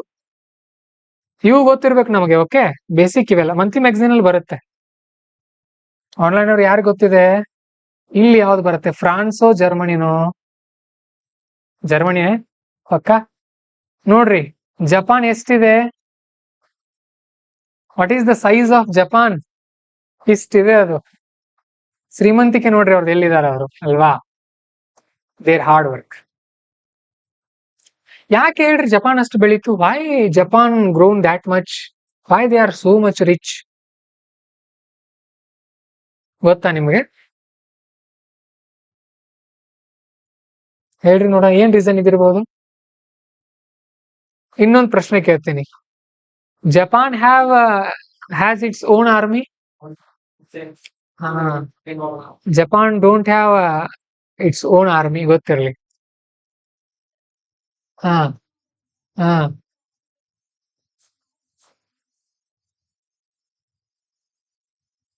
ಹಾ ವೆರಿ ಗುಡ್. ನೀವೆಲ್ಲಿ ಕೇಳಿದ್ರಿದ್ನ? ಎಸ್. ಏನಾಯ್ತು ಗೊತ್ತಾ? See before 1945 Japan had its own army. 1945ಕ್ಕಿಂತ ಮುಂಚೆ ಜಪಾನ್ ಅದರದೇ ಆದಂತಹ ಒಂದು ಸೈನ್ಯವನ್ನು ಹೊಂದಿತ್ತು. ಆದ್ರೆ ಅದು ಎಷ್ಟು ಕಿಡಿಗೇಡಿ ಇತ್ತಂದ್ರೆ ಜಪಾನ್ ಬರೀ ಯುದ್ಧ ಅವ್ರದ್ದು. ಅಷ್ಟು ಚಿಕ್ಕ ಜಪಾನ್ ರಷ್ಯಾನು ಕೂಡ ಒಂದ್ಸಾರಿ ಸೋಲ್ಸಿತ್ತು, ಚೀನಾನು ಕೂಡ ಸೋಲ್ಸಿತ್ತು. Japan won against China and ರಷ್ಯಾದ ಪಕ್ಕ ನಂಗೆ ನೆನಪಿಲ್ಲ, ಬಟ್ ಚೈನಾನ ಸೋಲ್ಸಿತ್ತು ಅದು. ಓಕೆ, ಸೊ ಇಟ್ ವಾಸ್ ಹೌದಾ, ಹಾ it was so much powerful. Okay, it was so much powerful. That is why what America did, America thrown atom bombs, ಅಣುಬಾಂಬ್ಗಳನ್ನ ಹಾಕಿತ್ತು. ಆಗ ಜಪಾನ್ ಅವ್ರು ಸೈಲೆಂಟ್ ಆದ್ರು. ಬಹಳ ಕಿಡಿಗೇಡಿ ಅವ್ರದ್ದು, ಬರೀ ಯುದ್ಧ. ಇತಿಹಾಸ ಅವ್ರು ತೆಗೆದು ನೋಡಿದ್ರೆ they used to involve in wars only. So what America said, okay what you should do, ನೀವು ಸ್ಕ್ರಾಪ್ ಯುವರ್ ಆರ್ಮಿ, ನಿಮ್ಮ ಆರ್ಮಿ ಬೇಡ ನಿಮಗೆ, ನಾವೇ ನಿಮಗೆ ರಕ್ಷಣೆ ಕೊಡ್ತೀವಿ. We will help you for wars. If any country declare war on you, we will help you. ನಿಮ್ ಮೇಲೆ ಯಾರಾದ್ರೂ ದಾಳಿ ಮಾಡಿದ್ರೆ ನಾವು ನಿಮ್ಗೆ ಹೆಲ್ಪ್ ಮಾಡ್ತೀವಿ, ನಿಮ್ಮ ಆರ್ಮಿ ಬೇಡ ಅಂತ ಹೇಳಿದ್ರು. ಸೊ ಹಾಗಾದ್ರೆ ಆರ್ಮಿ ಇತ್ತಲ್ಲ, ಅದೇನ್ ಮಾಡಿದ್ರು, ಅವರನ್ನ ಬೇರೆ ಬೇರೆ ಬೇರೆ ಇಲಾಖೆಗಳಲ್ಲಿ, ಬೇರೆ ಬೇರೆ ಡಿಪಾರ್ಟ್ಮೆಂಟ್ ಗಳಲ್ಲಿ ಹಾಕಿಬಿಟ್ರು. Army is very efficient. ನೀವು ನೋಡ್ರಿ, ಶಿಸ್ತು ಬಹಳ ಇರತ್ತಲ್ಲಿ, ಸ್ಟ್ರಿಕ್ಟ್ ಬಹಳ. ನೀವ್ ಹೀಗೆಲ್ಲ ಕುತ್ಕೋಕ್ ನಡೆಯಲ್ಲ ಆರ್ಮಿನಲ್ಲಿ. ಚಪ್ಪಾಳೆ ಕೂಡ ಬಾರಿಸಲ್ಲ ಅವ್ರು ಸೈನಿಕರು, ಅಲ್ವಾ? ಸೊ ಹಾಗಾಗಿ ಅವರು ಪ್ರೊಡಕ್ಟಿವಿಟಿ ಜಾಸ್ತಿ ಇತ್ತು ಅವ್ರದ್ದು. ಹಾಗಾಗಿ ಉತ್ಪನ್ನ ಎಲ್ಲ ಗುಣಮಟ್ಟ ಕೂಡ ಜಾಸ್ತಿ ಆಗ್ತಾ ಹೋಯ್ತು ಅವ್ರದ್ದು. ನಾವು ಸರಿ, ಈಗ what is the present problem in Japan, ಯಾರು ಹೇಳ್ತೀರಿ? Old age people are more. What they are doing for that? They are inventing robots to help the old age people. ವಯಸ್ಸಾಗಿರುವಂತ ಹಿರಿಯ ನಾಗರಿಕೆ ಸಹಾಯ ಮಾಡೋಕೆ ರೋಬೋಟ್ಗಳನ್ನ ಪತ್ತೆ ಮಾಡ್ತಾ ಇದಾರೆ ಅವರು. ಇವೆಲ್ಲ ಜನರಲ್ ನಾಲೆಜ್ ನಿಮ್ಗೆ ಗೊತ್ತಿರಬೇಕು. ಇಂಟರ್ವ್ಯೂ ನಲ್ಲಿ ಇದರಿಂದ ಮಾರ್ಕ್ಸ್ ಸಿಗುತ್ತೆ ನಿಮಗೆ. ಇಂಟರ್ವ್ಯೂ ನಲ್ಲಿ ಎಕ್ಸ್ಟ್ರಾ ಓದೋದ್ ಅಗತ್ಯ ಇಲ್ಲ, ಸುತ್ತಮುತ್ತ ಆಗ್ತಾ ಇರೋದು ನಿಮ್ಗೆ ಗೊತ್ತಿರ್ಬೇಕಷ್ಟೇ. International level knowledge you should have. ನಿಮ್ ಊರಲ್ಲಿ ಏನಾಗ್ತಾ ಇದೆ ಅಂತ ಕೇಳಲ್ಲ ಅವರು, ನಿಮ್ ತಾಲೂಕಲ್ಲಿ ಏನಾಗ್ತಾ ಇದೆ ಅಂತ ಬೇಡ, ನಿಮ್ ಜಿಲ್ಲೆಯಲ್ಲಿ ಅಂತ ಏನು ಬೇಡ. ಸ್ವಲ್ಪ ಬ್ಯಾಕ್ ಗ್ರೌಂಡ್ ಗೊತ್ತಿದ್ರೆ ಸಾಕು. ಈ ತರ ಗೊತ್ತಿರ್ಬೇಕು ನಿಮ್ಗೆ. ಬೇಸಿಕ್ ಎಷ್ಟು ಜಪಾನ್ ಬಗ್ಗೆ ಒಂದು 4-5 ಪಾಯಿಂಟ್ ಗೊತ್ತಿದ್ರೆ ಸಾಕು. ಏನು, how much economic trade between India and Japan ಎಷ್ಟಿದೆ, ಆಮೇಲೆ ಮತ್ತೆ ಯಾವ ಸಂಘಟನೆಗಳಲ್ಲಿ ಭಾರತ ಜಪಾನ್ ಚೆನ್ನಾಗಿವೆ, ಈ ತರ ಒಂದು 4-5 ಪಾಯಿಂಟ್ ಇರುತ್ತೆ. ಅಷ್ಟು ನೆನ್ಪಿಟ್ಕೊಂಡು ಇಂಟರ್ನ್ಯಾಷನಲ್ ರಿಲೇಷನ್ಸ್ ಮುಗಿದ ಕತೆ, ಮತ್ತೇನಿಲ್ಲ. ದೆನ್ ಪವರ್ ಇಂಬ್ಯಾಲೆನ್ಸ್ ಆಗ್ತಾ ಇದೆ. ಹೆಸಿಟೆನ್ಸ್ ಆಫ್ ರೆಸಿಪಿಯೆಂಟ್ ಕಂಟ್ರಿ, ಕೆಲವೊಂದು ದೇಶಗಳು ಸಾಲವನ್ನ ತಗೊಳ್ತಾ ಇಲ್ಲ. ಇಂಪ್ಲಿಮೆಂಟೇಷನ್ ಚಾಲೆಂಜ್, ಅಳವಡಿಕೆ ಕೂಡ ಸಮಸ್ಯೆ ಇದೆ. ಯಾವ್ದ್ರ ಅಳವಡಿಕೆ? ಸಹಾಯಧನ ಕೊಟ್ಟಿರ್ತಾರೆ ಕೆಲಸ ಮಾಡೋಕೆ, ಅಳವಡಿಕೆ ಸರಿಯಾಗಿ ಆಗ್ತಾ ಇಲ್ಲ. ಅಂಡ್ ಏನ್ ಮಾಡ್ಬೇಕು ಅಂತ ಅಂದ್ರೆ, ನಾವು ಪ್ರಮೋಟ್ ಇನ್ಕ್ಲೂಸಿವ್ ಪಾರ್ಟ್ನರ್ಶಿಪ್, ಎಲ್ಲರೂ ಕೂಡ ಸೇರ್ಕೊಂಡು ಬಡ ದೇಶಗಳನ್ನ ಬೆಳೆಸ್ಕೊಂಡು ಹೋಗ್ಬೇಕು. Simplify the standards, enhance flexibility in implementation, scaling up align with long term development goals. Not that much important, ಏನ್ ಅಷ್ಟೊಂದು ಇಂಪಾರ್ಟೆಂಟ್ ಅಲ್ಲ. ಸೊ ಅಭಿವೃದ್ಧಿ ಬಗ್ಗೆ ಹೇಳ್ತಾ ಇದ್ದಾರೆ ಇಲ್ಲಿ ಅಷ್ಟು. ಇಲ್ಲಿದೆ ನೋಡ್ರಿ, ಈ ತರ ವರ್ಡ್ಸ್ ಬರ್ಬೇಕು ನಿಮ್ ಪದಗಳಲ್ಲಿ. ಈಕ್ವಿಟಿ ಅಂದ್ರೆ ಸಮತೆ, ಅಡಾಪ್ಟಬಿಲಿಟಿ ಹೊಂದಿಕೊಳ್ಳುವುದು, ಜೊತೆಗೆ ಲಾಂಗ್ ಟರ್ಮ್ ವಿಷನ್ ಅಂದ್ರೆ ದೀರ್ಘಕಾಲಿಕ ದೃಷ್ಟಿಕೋನ ಇರಬೇಕು ಅಂತ ಹೇಳೋದು. Now we have India and US relations, very important. ತುಂಬಾ ಇದೆ ಪಾಯಿಂಟ್ಸ್, ಎಲ್ಲ ಏನ್ ಕಲ್ತ್ಕೊಳ್ಳೋದು ಬೇಡ, ಕೆಲವೊಂದಷ್ಟೇ ನೋಡೋಣ. ಭಾರತ ಮತ್ತು ಅಮೆರಿಕ ನಡುವಿನ ಸಂಬಂಧ ಯಾವ ತರ ಇದೆ ನೋಡೋಣ. ಯಾಕೆ ಸುದ್ದಿಯಲ್ಲಿದೆ ಅಂತ ಅಂದ್ರೆ, ಇತ್ತೀಚೆಗೆ ಭಾರತದ ಪ್ರಧಾನಿ ಅಮೆರಿಕಕ್ಕೆ ವಿಸಿಟ್ ಕೊಟ್ಟಿದ್ರು. ಸರಿ, ಇಲ್ಲಿದೆ ನೋಡ್ರಿ ಏನೇನ್ ಔಟ್ಕಮ್ ಆಗಿದೆ ಈ ವಿಸಿಟ್ ನಿಂದ ಅಂತ. ಡಿಫೆನ್ಸ್ ಅಂಡ್ ಸೆಕ್ಯೂರಿಟಿ ನಲ್ಲಿ 10-year framework for US and India major defence partnership ಗೆ ಪ್ರಪೋಸ್ ಮಾಡೋಣ ಅಂತ ಹೇಳಿ. ಆಮೇಲೆ ಒಂದು ಜಾವೆಲಿನ್ ಅನ್ನುವಂತ ಒಂದು ಆಂಟಿ ಟ್ಯಾಂಕ್ ಮಿಸೈಲ್ ಅನ್ನ ಕೋ ಪ್ರೊಡಕ್ಷನ್ ಮಾಡೋಣ ಅಂತ ಹೇಳಿದ್ದಾರೆ. ಸ್ಟ್ರೈಕರ್ ಇನ್ಫ್ಯಾಂಟ್ರಿ ಕಾಂಬ್ಯಾಟ್ ವೆಹಿಕಲ್ ಗಳನ್ನ ಇಲ್ಲೇ ಕೋ ಪ್ರೊಡಕ್ಷನ್ ಮಾಡೋಣ ಅಂತ ಹೇಳಿದ್ದಾರೆ. ಏನ್ ಕೇಳ್ತಾರೆ ಪ್ರಿಲಿಮ್ಸ್ ಅಲ್ಲಿ, what they will ask. Javelin and striker recently seen in news ಏನು ಅಂತ ಕೇಳ್ತಾರೆ. ಅವು ಆರ್ಮಿಗೆ, ಡಿಫೆನ್ಸ್ಗೆ ಸಂಬಂಧಪಟ್ಟಿರುವಂತ ವಸ್ತುಗಳು ಅಂತ ಗೊತ್ತಿರಬೇಕು. ಭಾರತ ಮತ್ತು USA ಸೇರ್ಕೊಂಡು ನಿರ್ಮಾಣ ಮಾಡೋದಿದೆ ಅವುಗಳನ್ನ. Okay, then end US X initiative ಅಂತ ಇದೆ. End US X initiative is that much ನೋಡಿ ಏನ್ ಇಂಪಾರ್ಟೆಂಟ್ ಅನಿಸ್ತಾ ಇಲ್ಲ. ಸ್ಟ್ರಾಟಜಿಕ್ ಮಿನರಲ್ ರಿಕವರಿ ಇನಿಷಿಯೇಟಿವ್ ಅನ್ನ ಮಾಡೋಣ ಅಂತ ಹೇಳಿದ್ದಾರೆ. ಇಂಪಾರ್ಟೆಂಟ್ ಮಿನರಲ್ ಅನ್ನ ರಿಕವರಿ ಮಾಡ್ಕೊಳ್ಳೋದು. And Indian ocean strategic venture, a new bilateral whole government forum to advance coordinated investment in economic connectivity and commerce. Indian Ocean ನಲ್ಲಿ ಪಾಲ್ಗೊಳ್ಳುವಿಕೆ ಬಗ್ಗೆ ಇದೆ, ಏನ್ ಇಂಪಾರ್ಟೆಂಟ್ ಇಲ್ಲ, ಬಿಟ್ಟು ಬಿಡ್ರಿ. Launched mission 500 aiming to more than double total bilateral trade.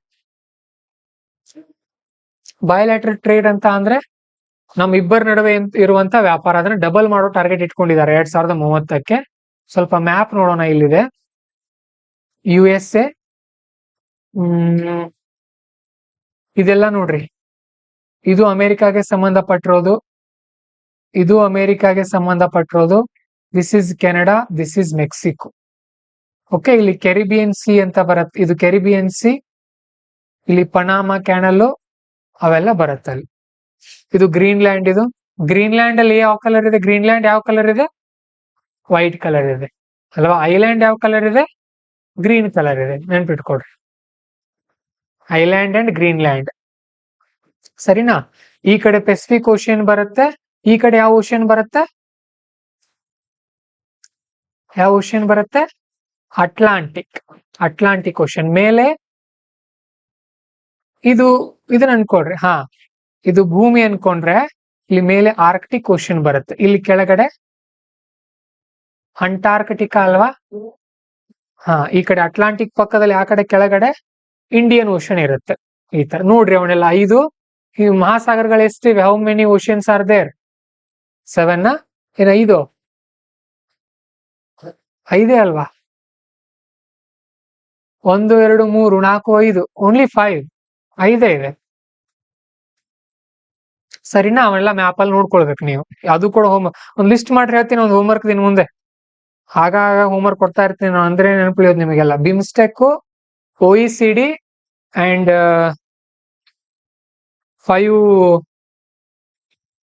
5 ಏನವು oceans map ಅಲ್ಲಿ ಬರ್ಕೊಂಡ್ ಬರ್ಬೇಕು ನಾಳೆ.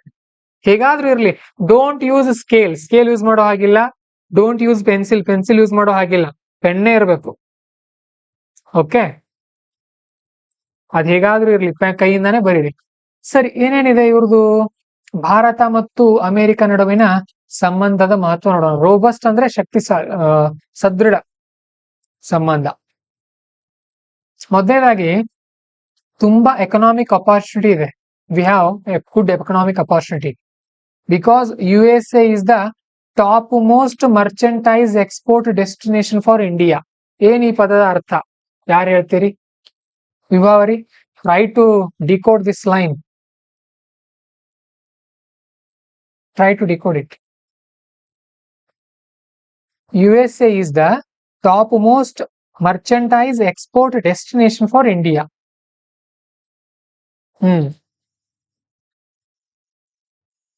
Yes, correct. Okay. So topmost means highest here itself. ಭಾರತ ಏನ್ ರಫ್ತು ಮಾಡುತ್ತಲ್ಲ, ಅತಿ ಹೆಚ್ಚು ಅಮೆರಿಕಾಗೆ ಕಳಿಸ್ತೀವಿ ನಾವು. So it is a top most merchandise ಅಂದ್ರೆ ಸರಕು.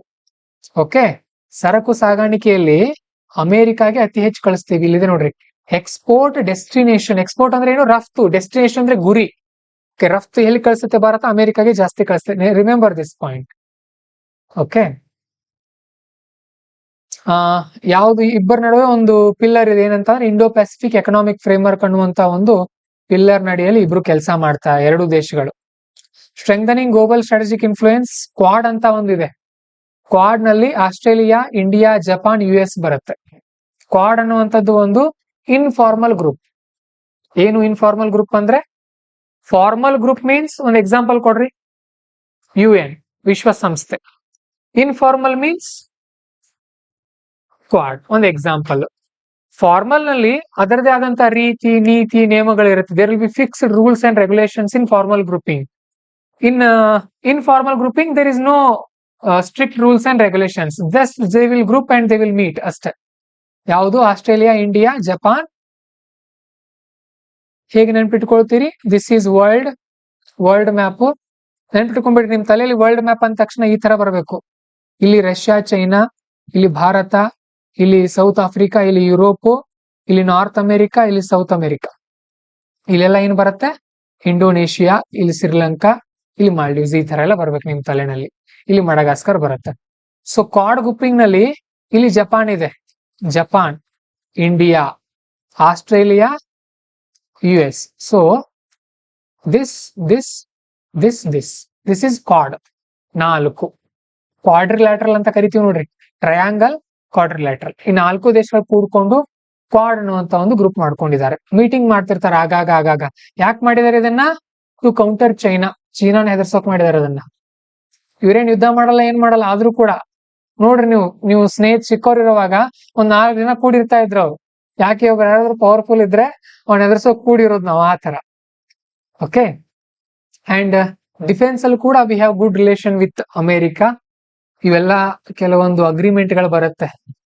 ಕಾಮ್ಕಾಸಾ, BECA, GSOMIA, LEMOA. Remember, just name we have with America. No need to study in detail. ಅವುಗಳನ್ನ ಎಲ್ಲಿ ಕೇಳಿಲ್ಲ, ಮುಂದೆ ಕೇಳೋದು ಕೂಡ ತುಂಬಾ doubt. Okay. And US recognized India as a major defense partner with strategic trade authorization STA1. ಭಾರತವನ್ನ ಮುಖ್ಯ ಶಸ್ತ್ರಾಸ್ತ್ರ ಪಾಲುದಾರ ಅಂತ ಕನ್ಸಿಡರ್ ಮಾಡಿದೆ. ಯಾವುದು? ಅಮೆರಿಕ. ಅದರಿಂದ ಏನಾಗುತ್ತೆ? ವಿಶೇಷ ಸೌಲಭ್ಯಗಳು ನಮಗ್ ಸಿಗ್ತಾ ಇರುತ್ತೆ, ಮತ್ತೇನಿಲ್ಲ, ಅಷ್ಟೇ. ಮತ್ತೆ ನಾಸಾ ಪ್ಲಸ್ ಇಸ್ರೋದವ್ರು ಕೂಡ ಸೇರಿ ಕೆಲವೊಂದು ಕೆಲಸ ಮಾಡ್ತಿರ್ತಾರೆ. ಓಕೆ. ನಿಸಾರ್ ಅಂತ ಒಂದು ಬರುತ್ತೆ, ಅದರಲ್ಲಿ ಅದು ಒಂದು ಮಿಷನ್ ಇತ್ತು, ನಿಸಾರ್ ಮಿಷನ್ ಅಂತ. ಅದೇನಂತ ಕಲಿತೀವಿ ನಾವು ಮುಂದೆ ಸೈನ್ಸ್ ಅಂಡ್ ಟೆಕ್ನಾಲಜಿನಲ್ಲಿ ಬಂದಾಗ. India has joined US led Artemis accord. Artemis accord ಅನ್ನ US ಅವರು ಮಾಡ್ತಾ ಇದ್ರು, ಅದಕ್ಕೆ ಭಾರತವು ಕೂಡ ಸೇರ್ಕೊಂಡಿದೆ. ಏನು ಆರ್ಟೆಮಿಸ್ ಅಕಾರ್ಡ್ ಏನ್ ಹೇಳುತ್ತಂದ್ರೆ, it provides a common set of principle to enhance the governance of civil exploration and use of outer space. ಕೇಳ್ತಾರೆ ಪ್ರಿಲಿಮ್ಸ್ ಅಲ್ಲಿ. Artemis accord is related to ಏನು? ಸ್ಪೇಸ್ ಅನ್ನ ಒಳಿತಿಗೆ ಯೂಸ್ ಮಾಡ್ಕೊಳ್ಳೋದು. ಯಾರು ಇದರ ನೇತೃತ್ವವನ್ನು ವಹಿಸಿದ್ದಾರೆ? ಅಮೆರಿಕದವರು. ಭಾರತವು ಕೂಡ ಇದ್ರ ಪಾಲ್ಗೊಂಡಿದೆಯಾ? ಎಸ್. ಇಷ್ಟೇ, ಸರಿನಾ? ಎಕ್ಸ್ಪ್ಲನೇಷನ್ ಎಲ್ಲಾನು ಕೊಟ್ಟಿರ್ತಾರೆ ಅವರು. They will give every explanation. ಇದ್ ನೋಡ್ರಿ, ಆರ್ಟೆಮಿಸ್ ಅಕಾರ್ಡ್ ಅಂತ ಕೊಟ್ರು, ಅದೇನು ಅಂತ ಮುಂದಿನ ಸಾಲಲ್ಲಿ ಕೊಟ್ರು ಅವ್ರು, ಆ ತರ. Then energy security. USA ಮತ್ತು ಅಮೆರಿಕ ನಡುವೆ ಒಂದು ಅಗ್ರಿಮೆಂಟ್ ಇದೆ, 123 ಅಗ್ರಿಮೆಂಟ್ ಅಂತ ಕರೀತಾರೆ ಅದನ್ನ, nuclear agreement. It happened in 2008. America ಮತ್ತು ಭಾರತದ ನಡುವೆ ಮನಮೋಹನ್ ಸಿಂಗ್ ಅವ್ರು ಹೋಗಿದ್ರು ಅವಾಗ. Okay. 123 agreement is related to nuclear. ಯಾವ್ದಕ್ಕೆ ಅಂದ್ರೆ, they will help us to develop nuclear power plants for electricity generation. ವಿದ್ಯುತ್ ಉತ್ಪಾದನೆಗೆ ಸಹಾಯ ಮಾಡ್ತಾರೆ ಅವ್ರು ನಮ್ಗೆ. And very important thing, they are one of the largest supplier of LNG to India, liquefied natural gas. LNG ನ ನಮ್ಗೆ ಕಳಿಸ್ಕೊಡ್ತಾರೆ ಅವ್ರು, ಅಮೆರಿಕದವರು. ಹಾಗೆ ಎಲ್ಲ ದುಡ್ಡು ಕೊಡ್ತೀವಿ, ಗೊತ್ತಿರ್ಲಿ ಮತ್ತೆ. ಅಂಡ್ ಆಲ್ಸೋ ರೀಸೆಂಟ್ಲಿ ಸುದ್ದಿಯಲ್ಲಿ ಬಂದಿತ್ತು, ರಾಣಾನ ಕಳಿಸ್ಕೊಟ್ಟಿದ್ದಾರೆ ಅವರು. ಓಕೆ. ರಾಣಾ ಯಾರು? Who is he? He is a master mind of 2008 Mumbai ದಾಳಿ, 2008 ಅಟ್ಯಾಕ್. ಅವಾಗ ಅವನು ಅಮೆರಿಕದಲ್ಲಿ ಅರೆಸ್ಟ್ ಆಗಿದ್ದ, ಅವನನ್ನ ಭಾರತ ಕಳಿಸ್ಕೊಟ್ಟಿದ್ದಾರೆ. ನಾವು ವಿ ವಿಲ್ ಎನ್ಕ್ವೈರಿ. ಆಮೇಲೆ they support us in security council permanent membership. ಒಂದು ವಿಶ್ವಸಂಸ್ಥೆ ಅಂತ ಕಲ್ತಿದ್ದೀರಿ, ನೀವೆಲ್ಲ ಕಲ್ತಿದ್ದೀರಾ? ಬಸವರಾಜ್ ಕಲ್ತಿದ್ದೀರಿ? SSLC ಎಲ್ಲ ಕಲ್ತಿದ್ದೀರಿ? ಬಸವರಾಜ್, ವಿಶ್ವಸಂಸ್ಥೆ, ಅದರಲ್ಲಿ ಒಂದು ಭದ್ರತಾ ಮಂಡಳಿ ಅಂತ ಇತ್ತು, ಗೊತ್ತಾ? ಅಲ್ಲಿ 5 ಪರ್ಮನೆಂಟ್ ಮೆಂಬರ್ ಇದ್ದಾರೆ. ಅವರೇ ಫೈನಲ್, ಅವ್ರು ಹೇಳಿದ್ದೆ ಫೈನಲ್ ಆಗುತ್ತೆ ಅಲ್ಲಿ. ಯಾರು ಆ 5 members? USA, Russia, China, France, ಇನ್ನೊಂದು ಇಂಗ್ಲೆಂಡಾ? ಏನ್ ಜರ್ಮನಿನೋ? UK. ಓಕೆ. ಸೊ ಇವ್ರಿಗೆ ವಿಟೋ ಪವರ್ ಇರುತ್ತೆ. ವಿಟೋ ಪವರ್ ಅಂದ್ರೆ ಏನು? ಎಲ್ರು ಸೇರಿ ಒಂದು ನಿರ್ಧಾರ ತಗೊಂಡಿದ್ದಾರೆ ಅನ್ಕೊಳ್ಳೋಣ, ಒಬ್ರು ಯಾರೋ ಬೇಡ ಅಂದ್ರು, ಆ ನಿರ್ಧಾರ ಕ್ಯಾನ್ಸಲ್ ಆಗತ್ತೆ. Veto power means everyone is ready to agree, but one is took his leg behind okay, one is disapproved, that decision will be disapproved, ಆ ತರ ಆಗತ್ತೆ. So India is also give us this power, ನಮಗೂ ಕೂಡ ಏನ್ ಮಾಡ್ರಿ permanent ಸ್ಥಾನಮಾನ ಕೊಡ್ರಿ ಅಂತ ಕೇಳ್ತಾ ಇದೆ. ಸೊ ಅದಕ್ಕೆ US ಸಪೋರ್ಟಿಂಗ್ ಅಸ್, ಅಮೆರಿಕ ನಮಗೆ ಸಪೋರ್ಟ್ ಮಾಡ್ತಾ ಇದೆ, but China is not supporting us, that is the problem. ಇದ್ರಲ್ಲಿ ಚೈನಾ ಕೂಡ ಇದೆ, ಆ ತರ ತೊಂದ್ರೆ. ಕೆಲವೊಬ್ರು ಹೇಳ್ತಾರೆ ನಮಗೆ ಬಂದಿತ್ತು ಆದ್ರೆ ಜವಾಹರ್ಲಾಲ್ ನೆಹರು ಅವ್ರು ಚೈನಾಗೇನೋ ಕೊಟ್ರು ಅಂತ ಹೇಳ್ತಾರೆ. ಓಕೆ, 1945ರಲ್ಲಿ ಭಾರತಕ್ಕೆ ಅವಕಾಶ ಸಿಕ್ಕಿತ್ತು ಅಂತ ಕೆಲವೊಬ್ರು ಹೇಳ್ತಿರ್ತಾರಪ್ಪ, ನನಗೂ ಏನ್ ಗೊತ್ತಿಲ್ಲ, ನೋಡೋಣ. And also US support us to join this nuclear supplier group. Nuclear supplier group ಅಂತ ಒಂದಿದೆ. ಯಾಕೆ? ನ್ಯೂಕ್ಲಿಯರ್ ಎನರ್ಜಿನ ಯಾರ್ಯಾರು ಪ್ರೊಡ್ಯೂಸ್ ಮಾಡ್ತಾರಲ್ಲ ಅವರೆಲ್ಲರೂ ಸೇರ್ಕೊಂಡು ಒಂದು ಗ್ರೂಪ್ ಇದೆ. ಅದಕ್ಕೂ ಕೂಡ ಸೇರ್ಕೊಳ್ಳೋಕೆ ನಮ್ಗೆ ಅಮೆರಿಕ ಸಪೋರ್ಟ್ ಮಾಡತ್ತೆ. ಬಟ್ ಚೀನಾ ಏನ್ ಹೇಳುತ್ತೆ ಗೊತ್ತಾ? ಪಾಕಿಸ್ತಾನನು ಕೂಡ ಸೇರಿಸ್ಕೊಳ್ರಿ. So India is not joined, still not joined this NSG. Okay, China is supporting Pakistan, so US is supporting us from this end. So we are both are not unable, we both are not joined this NSG.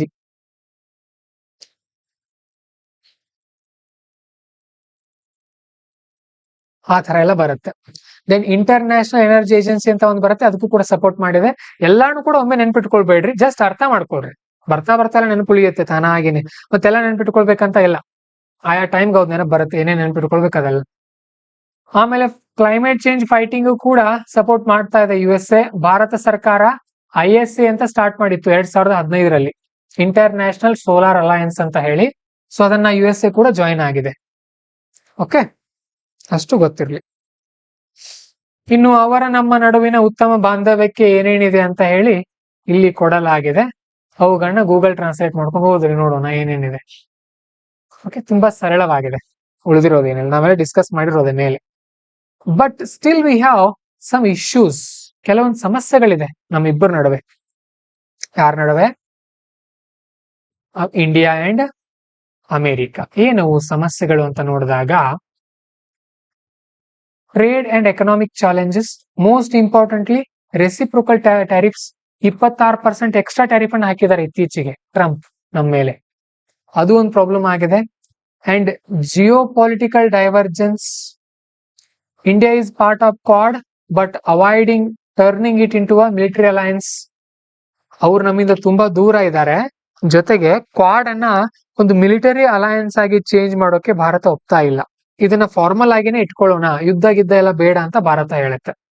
But ಅಮೆರಿಕದವರು ಅದನ್ನ ಒಂದು ರೀತಿ military alliance ಕೂಡ ಮಾಡೋಕೆ ready ಇದ್ದಾರೆ. And there are some visa issues. Trump is not that much generous person to give visa to everyone. Trump ಎಲ್ರೂ ಕೂಡ visa ಅಷ್ಟು ಬೇಗ ಕೊಡ್ತಾ ಇಲ್ಲ, ಅದು ಕೂಡ ಒಂದು ಪ್ರಾಬ್ಲಮ್ ಇದೆ. Okay, US is tightening visa regulations. ನೋಡ್ರಿ ಎಷ್ಟು ಇದೆ ಇಂಗ್ಲಿಷು, ವರ್ಡ್ ಟು ವರ್ಡ್ ಕಲಿತಾ ಹೋದ್ರೆ ಇಂಗ್ಲಿಷ್ ಇಸ್ ವೆರಿ ಈಸಿ. ಅದರಲ್ಲೂ UPSC English is very easy. ಹೇಗಿದೆ? US ಅಂದ್ರೆ ಅಮೆರಿಕ, ಈಸ್ ಅಂದ್ರೆ ಅದು ಅಲ್ವಾ? US is tightening. ಟೈಟ್ ಅಂದ್ರೆ ಏನ್ ಮಾಡೋದು? ಬಿಗಿ ಮಾಡೋದು. ವೀಸಾ ಅಂದ್ರೆ ವೀಸಾ, ರೆಗ್ಯುಲೇಷನ್ಸ್ ಅಂದ್ರೆ ನಿಯಮಗಳು. ಏನಿದೆ ಇಂಗ್ಲಿಷ್ ಇದರಲ್ಲಿ? GS ಇದೆ, ಅದಕ್ಕೆ ನಾನು ಹೇಳೋದು ನಿಮ್ಗೆ H1B ವೀಸಾ ಅಂತ ಕರಿತೀವಿ ಅವುಗಳನ್ನ. ಓಕೆ, ಆ ತರ ಎಲ್ಲ ಬರುತ್ತೆ. ಮತ್ತೆ US sometimes threats us to impose sanctions. ನಾವು ನಿಮ್ ಮೇಲೆ ದಂಡ ಹಾಕ್ತೀವಿ, ತೆರಿಗೆ ಹಾಕ್ತೀವಿ, ಅಥವಾ ದಿಗ್ಬಂಧನ ಹಾಕ್ತೀವಿ. ಸ್ಯಾಂಕ್ಷನ್ ಅಂತ ಅಂದ್ರೆ ದಿಗ್ಬಂಧನ ವಿಧಿಸ್ತೀವಿ ಅಂತ ಬೆದರಿಕೆ ಹಾಕತ್ತೆ ನಮ್ಮ ಮೇಲೆ. ಯಾವುದು? ಅಮೆರಿಕ. ನೀವೇನಾದ್ರೂ ರಷ್ಯಾ ಜೊತೆ ಜಾಸ್ತಿ ವ್ಯಾಪಾರ ಮಾಡಿದ್ರೆ ನಾವು ನಿಮ್ ಜೊತೆ ವ್ಯಾಪಾರ ಮಾಡಲ್ಲ ಅಂತ ಹೆದರಿಸುತ್ತೆ. ಯಾವುದು? America threats us, if you do more trade with Russia, we will sanction you. We will do? We will put more tax on you ಅಂತ ಹೇಳುತ್ತೆ. ಅದಕ್ಕೊಂದು ರೂಲ್ಸ್ ತಂದಿದ್ದಾರೆ ಅವರು, ಟ್ರಂಪ್, ಕ್ಯಾಟ್ಸಾ ಅಂತ, countering America's adversaries through sanctions act ಅಂತ. Very important act, ನೆನ್ಪಿಟ್ಕೊಡ್ರಿ. CAATSA ಅಂತ ಅಂದ್ರೆ ಏನು? ಅಮೆರಿಕ ತನ್ನ ಶತ್ರು ದೇಶಗಳನ್ನ ನಿಯಂತ್ರಣದಲ್ಲಿ ಇಟ್ಕೊಳ್ಳೋಕೆ ಅಥವಾ ಕುಗ್ಗಿಸೋಕೆ ಕೆಲವೊಂದು ರೂಲ್ಸ್ ಗಳನ್ನ ಮಾಡಿದೆ ಈ ಕಾಯ್ದೆಯ ಅಡಿಯಲ್ಲಿ. ಕ್ಯಾಟ್ಸಾ ಅನ್ನುವಂತ ಒಂದು ಕಾಯ್ದೆ ಅಡಿಯಲ್ಲಿ. ಸರಿನಾ? ಸರಿ, ಹಾಗಾದ್ರೆ ಮುಂದೆ ಏನೇನ್ ಮಾಡ್ಬೇಕು, ಯಾವ ತರ ನಾವು ಇದನ್ನ ಇಂಪ್ರೂವ್ಮೆಂಟ್ ಮಾಡ್ಕೋಬೇಕು ಅಂತ ಅಂದ್ರೆ, ಮೊದಲನೇದಾಗಿ ಫೈನಲೈಸ್ ದ ಬೈಲ್ಯಾಟ್ರಲ್ ಟ್ರೇಡ್. ಇಬ್ಬರ ನಡುವಿನ ಒಂದು ವ್ಯಾಪಾರವನ್ನು ನಾವೇನ್ ಮಾಡ್ಬೇಕು, ಚೆನ್ನಾಗಿ ಅಭಿವೃದ್ಧಿಗೊಳಿಸ್ಕೊಳ್ಬೇಕು. ಡಿಫೆನ್ಸ್ ಫ್ರೇಮ್ ವರ್ಕ್ ಅನ್ನು ಕೂಡ ನಾವು ಸುಧಾರಿಸ್ಕೊಳ್ಬೇಕು. ಆಮೇಲೆ H1B ವೀಸಾ ಮೇಲೆ ಟ್ರಂಪ್ ಏನ್ ರಿಸ್ಟ್ರಿಕ್ಷನ್ ಹಾಕ್ತಾರಲ್ಲ ಅದನ್ನ ಕಡಿಮೆ ಮಾಡ್ಕೊಳ್ಬೇಕು. ಈ ಕ್ಯಾಟ್ಸಾ ನ ಅಡಿಯಲ್ಲಿ ಹಾಕುವಂತ ದಿಗ್ಬಂಧನಗಳನ್ನ ಕಡಿಮೆ ಮಾಡಿಸ್ಬೇಕು. We have to reduce them and enhance cooperation in emerging technologies, especially in AI, artificial intelligence ಮತ್ತು ಹೊಸ ಹೊಸ ತಂತ್ರಜ್ಞಾನಗಳಲ್ಲಿ ನಾವೇನ್ ಮಾಡ್ಬೇಕು, ಕೋಆಪರೇಷನ್ ತಗೊಂಡು ಬರಬೇಕು. ಇಂಥದ್ದನ್ನೆಲ್ಲ ಮಾಡ್ಕೊಂಡು ಹೋಗ್ಬೇಕಾಗಿದೆ. ಸರಿನಾ? ಸೊ ಇಷ್ಟು ಅಂಶ ನಿಮಗೆ ಗೊತ್ತಿರಲಿ. Take around 10 minutes break. We'll continue.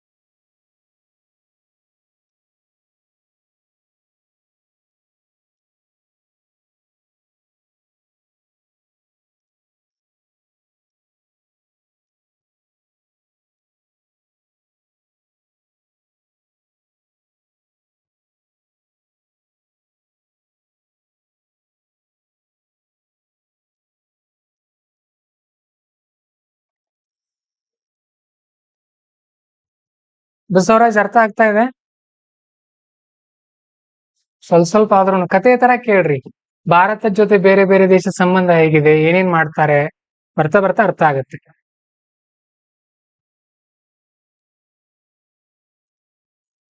ಆ ಒಂದು ನ್ಯೂಸು ಪ್ರತಿ ತಿಂಗಳು ರಿಪೀಟ್ ಆಗತ್ತೆ, 10 ಸಾರಿ ರಿವಿಷನ್ ಆಗತ್ತೆ, ನಿಮಗೆ ಆಮೇಲೆ ನೆನಪುಳಿಯುತ್ತೆ. ನಾವ್ 2018ರಲ್ಲಿ ಆರಂಭ ಮಾಡಿದಾಗ ಕನ್ನಡದಲ್ಲಿ ಹೇಳೋರೇ ಇರ್ಲಿಲ್ಲ, ನಾವೇ ಓದ್ಬೇಕು. ಈಗ ನಾವ್ ಹೇಳೋರಾದ್ರೂ ಇದೀವಿ ನಿಮಗೆ.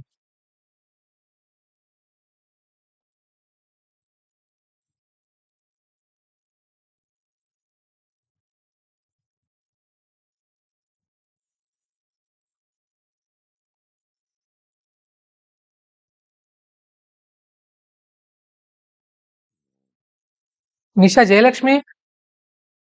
ಓಕೆ.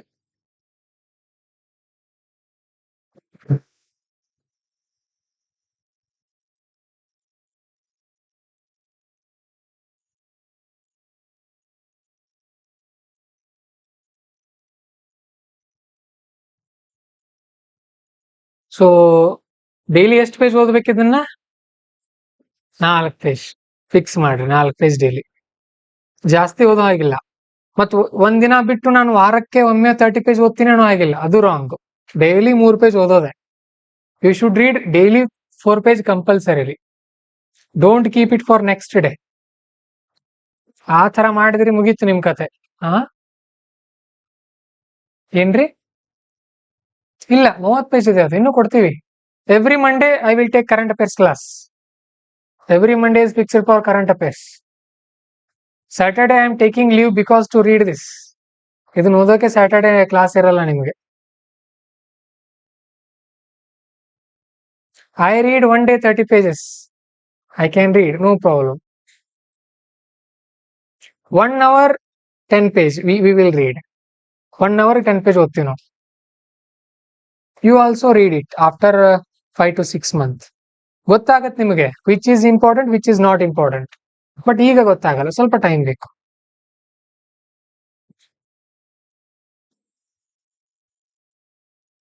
ಒಂದು ವಿಡಿಯೋ ಹಾಕಿದೀನಿ ಯೂಟ್ಯೂಬ್ ಅಲ್ಲಿ, ಆಮೇಲೆ ನೋಡ್ರಿ ಎಲ್ರು. ತೋರಿಸ್ತೀನಿ ಇಲ್ರಿ ನಿಮಗೂ.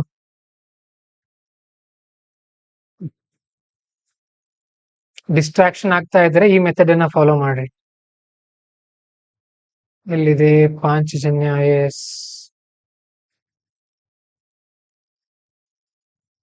ವರ್ಚುವಲ್. ನಾನು IAS ಮಾಡ್ಬೇಕು. ಓದೋಕ್ ಕೂತ್ಕೊಂಡ ತಕ್ಷಣ ಒಂದಲ್ಲ ಒಂದು ಡಿಸ್ಟ್ರಾಕ್ಷನ್ ಮನಕಾಡ್ತಿ, ಹೌದಲ್ಲ? ಹಾಗಾಗಿ ನಿಮ್ಮ ನಿರಂತರ ಅಧ್ಯಯನಕ್ಕೆ ಬಹಳಷ್ಟು ತಗೊಂಡು ಮನೆ ಕಾಡ್ತಾ ಇರುತ್ತೆ. ಓದೋಕ್ ಕೂತ್ಕೊಂಡಿರಿ, ಯಾರಾದ್ರೂ ಬರೀತಾರೆ, ಮತ್ತೆ ನಿಮ್ಗೆ ಏನು ನೆನಪಾಗುತ್ತೆ, ರಿಸೀವ್ ಆಗುತ್ತೆ, ಮತ್ತೇನ್ ಮಾಡ್ಬೇಕು ಅನ್ಸುತ್ತೆ, ಮೊಬೈಲ್ ತಗೊಳ್ಬೇಕು ಅನ್ಸುತ್ತೆ, ಇನ್ಸ್ಟಾಗ್ರಾಮ್ ನೋಡ್ಬೇಕು ಅನ್ಸುತ್ತೆ ಅಲ್ವಾ? ಸೊ ಇದಕ್ಕೆಲ್ಲ ಪರಿಹಾರ ಇದೆ. ಒಂದೇ ಒಂದು ಟಿಪ್ಸ್ ಕೊಡ್ತೀವಿ, ಇದನ್ನ ಫಾಲೋ ಮಾಡಿ ನೋಡಿ, ನಿಮ್ಮ ಸ್ಟಡಿ ಪ್ರೊಡಕ್ಟಿವಿಟಿ 100% ಡಬಲ್ ಆಗುತ್ತೆ. ಇದಕ್ಕೆ ಬೇಕಾಗುವಂತ ಆಯುಧ 2 ಮಾತ್ರ. ಒಂದು ಮೊಬೈಲ್ ಸ್ಟ್ಯಾಂಡ್, 100 ಅಥವಾ 150 ರೂಪಾಯಿ ಸಿಗುತ್ತೆ. ಓಕೆ, ಸೊ ಇದಾದ್ಮೇಲೆ ನಿಮ್ಮ ಬಳಿ ಯಾವಾಗ ಇರುವ ನಿಮ್ಮ ಮೊಬೈಲ್ ಇದರಲ್ಲಿ ಆಯುಧ ಆಗುತ್ತೆ, ಈ ಸರ್ಚ್ ಮಾಡಿ 45 ಮಿನಿಟ್ಸ್ ಟೈಮರ್ ಅಂತ ಸರ್ಚ್ ಮಾಡಿ. ಸೊ ಈ 45 ಮಿನಿಟ್ಸ್ ಟೈಮರ್ ಬರುತ್ತೆ, ಇದನ್ನ ಪ್ಲೇ ಮಾಡಿ ಈ ತರ ಇಟ್ಕೊಳ್ಳಿ ಅಡ್ಡ.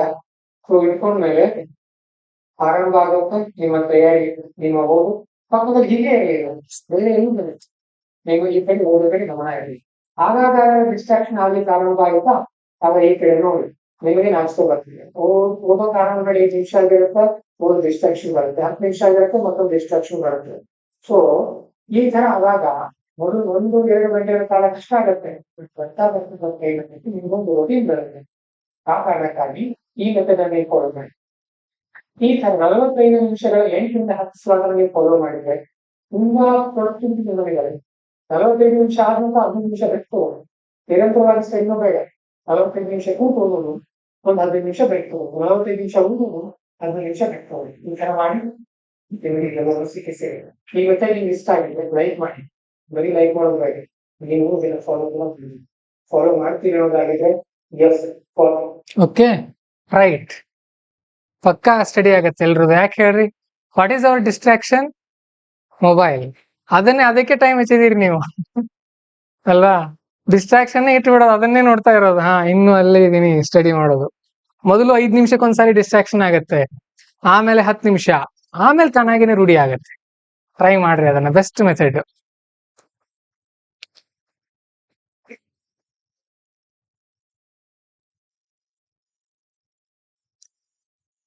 Okay, we will continue.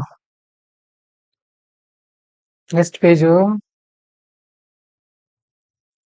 35 page cover ಆಗ್ಬೇಕ್ರಿ. ಏನಿದು ತುಂಬಾ ಹಿಂದುಳಿದಿದೀವಿ ನಾವು. ಈಗ ಇಲ್ಲ, ಈಗ ಇನ್ನು ಎಷ್ಟಾಗತ್ತ ಆಗ್ಲಿ.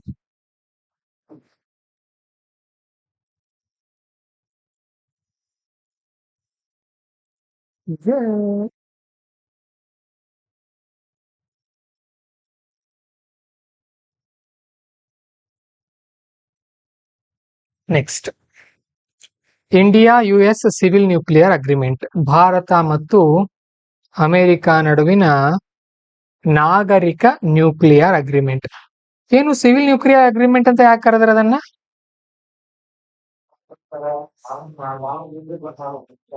ಹಾ ಹಾ ಹೇಳ್ರಿ. ಹಾ, ಹಾರ್ಮ್ಫುಲ್ ಕೆಲ್ಸಕ್ಕಲ್ಲ, ಫಾರ್ ಎನರ್ಜಿ ಜನರೇಷನ್, ನಾಗರಿಕ ಕೆಲಸಗಳಿಗೆ ಅಲ್ವಾ, ವಿದ್ಯುತ್ ಉತ್ಪಾದನೆಗೆ ಒಂದು ಒಪ್ಪಂದ ಮಾಡ್ಕೊಂಡಿದ್ದಾರೆ. ಸೊ ಬಜೆಟ್ ಇದ್ರ ಮೇಲೆ ಫೋಕಸ್ ಮಾಡಿದೆ. 2047 ವೇಳೆಗೆ ಸುಮಾರು 100 ಗಿಗಾವ್ಯಾಟ್ ನ್ಯೂಕ್ಲಿಯರ್ ಎನರ್ಜಿಯನ್ನ ತಯಾರು ಮಾಡೋಕೆ ಭಾರತ ಸರ್ಕಾರ ಪ್ಲಾನ್ ಹಾಕೊಂಡಿದೆ. ಇರ್ಲಿ. More on news, 3 Indian nuclear entities. So ಏನ್ ಕೇಳ್ತಾರೆ ಹೇಳ್ತೀನಿ ನಿಮ್ಗೆ. Recently United States has removed 3 Indian nuclear entities from its entity list. ಅದ್ರದೊಂದು ಎಂಟಿಟಿ ಲಿಸ್ಟ್ ಅಂತ ಇರತ್ತಂತೆ. ಅದರಿಂದ ಭಾರತದ 3 ಸಂಸ್ಥೆಗಳನ್ನ ರಿಮೂವ್ ಮಾಡಿದೆ. It removed 3 institutes of India from entity list. ಏನಾಗುತ್ತೆ ಇದರಿಂದ? ಇದು ಇಂಪಾರ್ಟೆಂಟ್. UPSC ಅವ್ರು ಅದನ್ನ ಕೇಳ್ತಾರೆ. What happens? ಪ್ರಿಲಿಮ್ಸ್ ಅಲ್ಲಿ ಕೇಳ್ತಾರೆ. So the US entity list restricts the trade with foreign entities deemed a national security risk. ಆ ಎಂಟಿಟಿ ಲಿಸ್ಟ್ ಅಲ್ಲಿ ಇದ್ರೆ ಆ ಸಂಸ್ಥೆ ಜೊತೆ ಅಮೆರಿಕದವ್ರು ವ್ಯಾಪಾರ ಮಾಡಲ್ಲ. ಆ ಲಿಸ್ಟ್ ಅಲ್ಲಿ ಇರ್ಲಿಲ್ಲ ಅಂದ್ರೆ ವ್ಯಾಪಾರ ಮಾಡಬಹುದು. ಸೊ ನಾವು ಬಾಬಾ ಅಟೋಮಿಕ್ ರಿಸರ್ಚ್ ಸೆಂಟರ್ ಬಾರ್ಕ್ ಅಂತ ಇದೆ, Indira Gandhi atomic research centre ಅಂತ ಒಂದಿದೆ, ಅಂಡ್ ಇಂಡಿಯನ್ ರೇರ್ ಅರ್ತ್ಸ್ ಅನ್ನುವಂತ ಸಂಘಟನೆ, ಈ ಸಂಸ್ಥೆಗಳು, ಈ 3 ಕೂಡ ರಿಮೂವ್ ಮಾಡಿದೆ. ನಾವು US will trade with them. ಅವ್ರ ಜೊತೆ ಏನ್ ಮಾಡ್ತಾರೆ, ಅಮೆರಿಕದವರು ವ್ಯಾಪಾರ ಮಾಡ್ತಾರೆ. ಪ್ರಿಲಿಮ್ಸ್ ಅಲ್ಲಿ ಈ ತರ ಕೇಳ್ತಾರೆ, ಗೊತ್ತಿರ್ಲಿ. ರಿಮೂವ್ ಮಾಡ್ತಪ್ಪ, ಹೌದು, ಏನಾಯ್ತು ಅದರಿಂದ?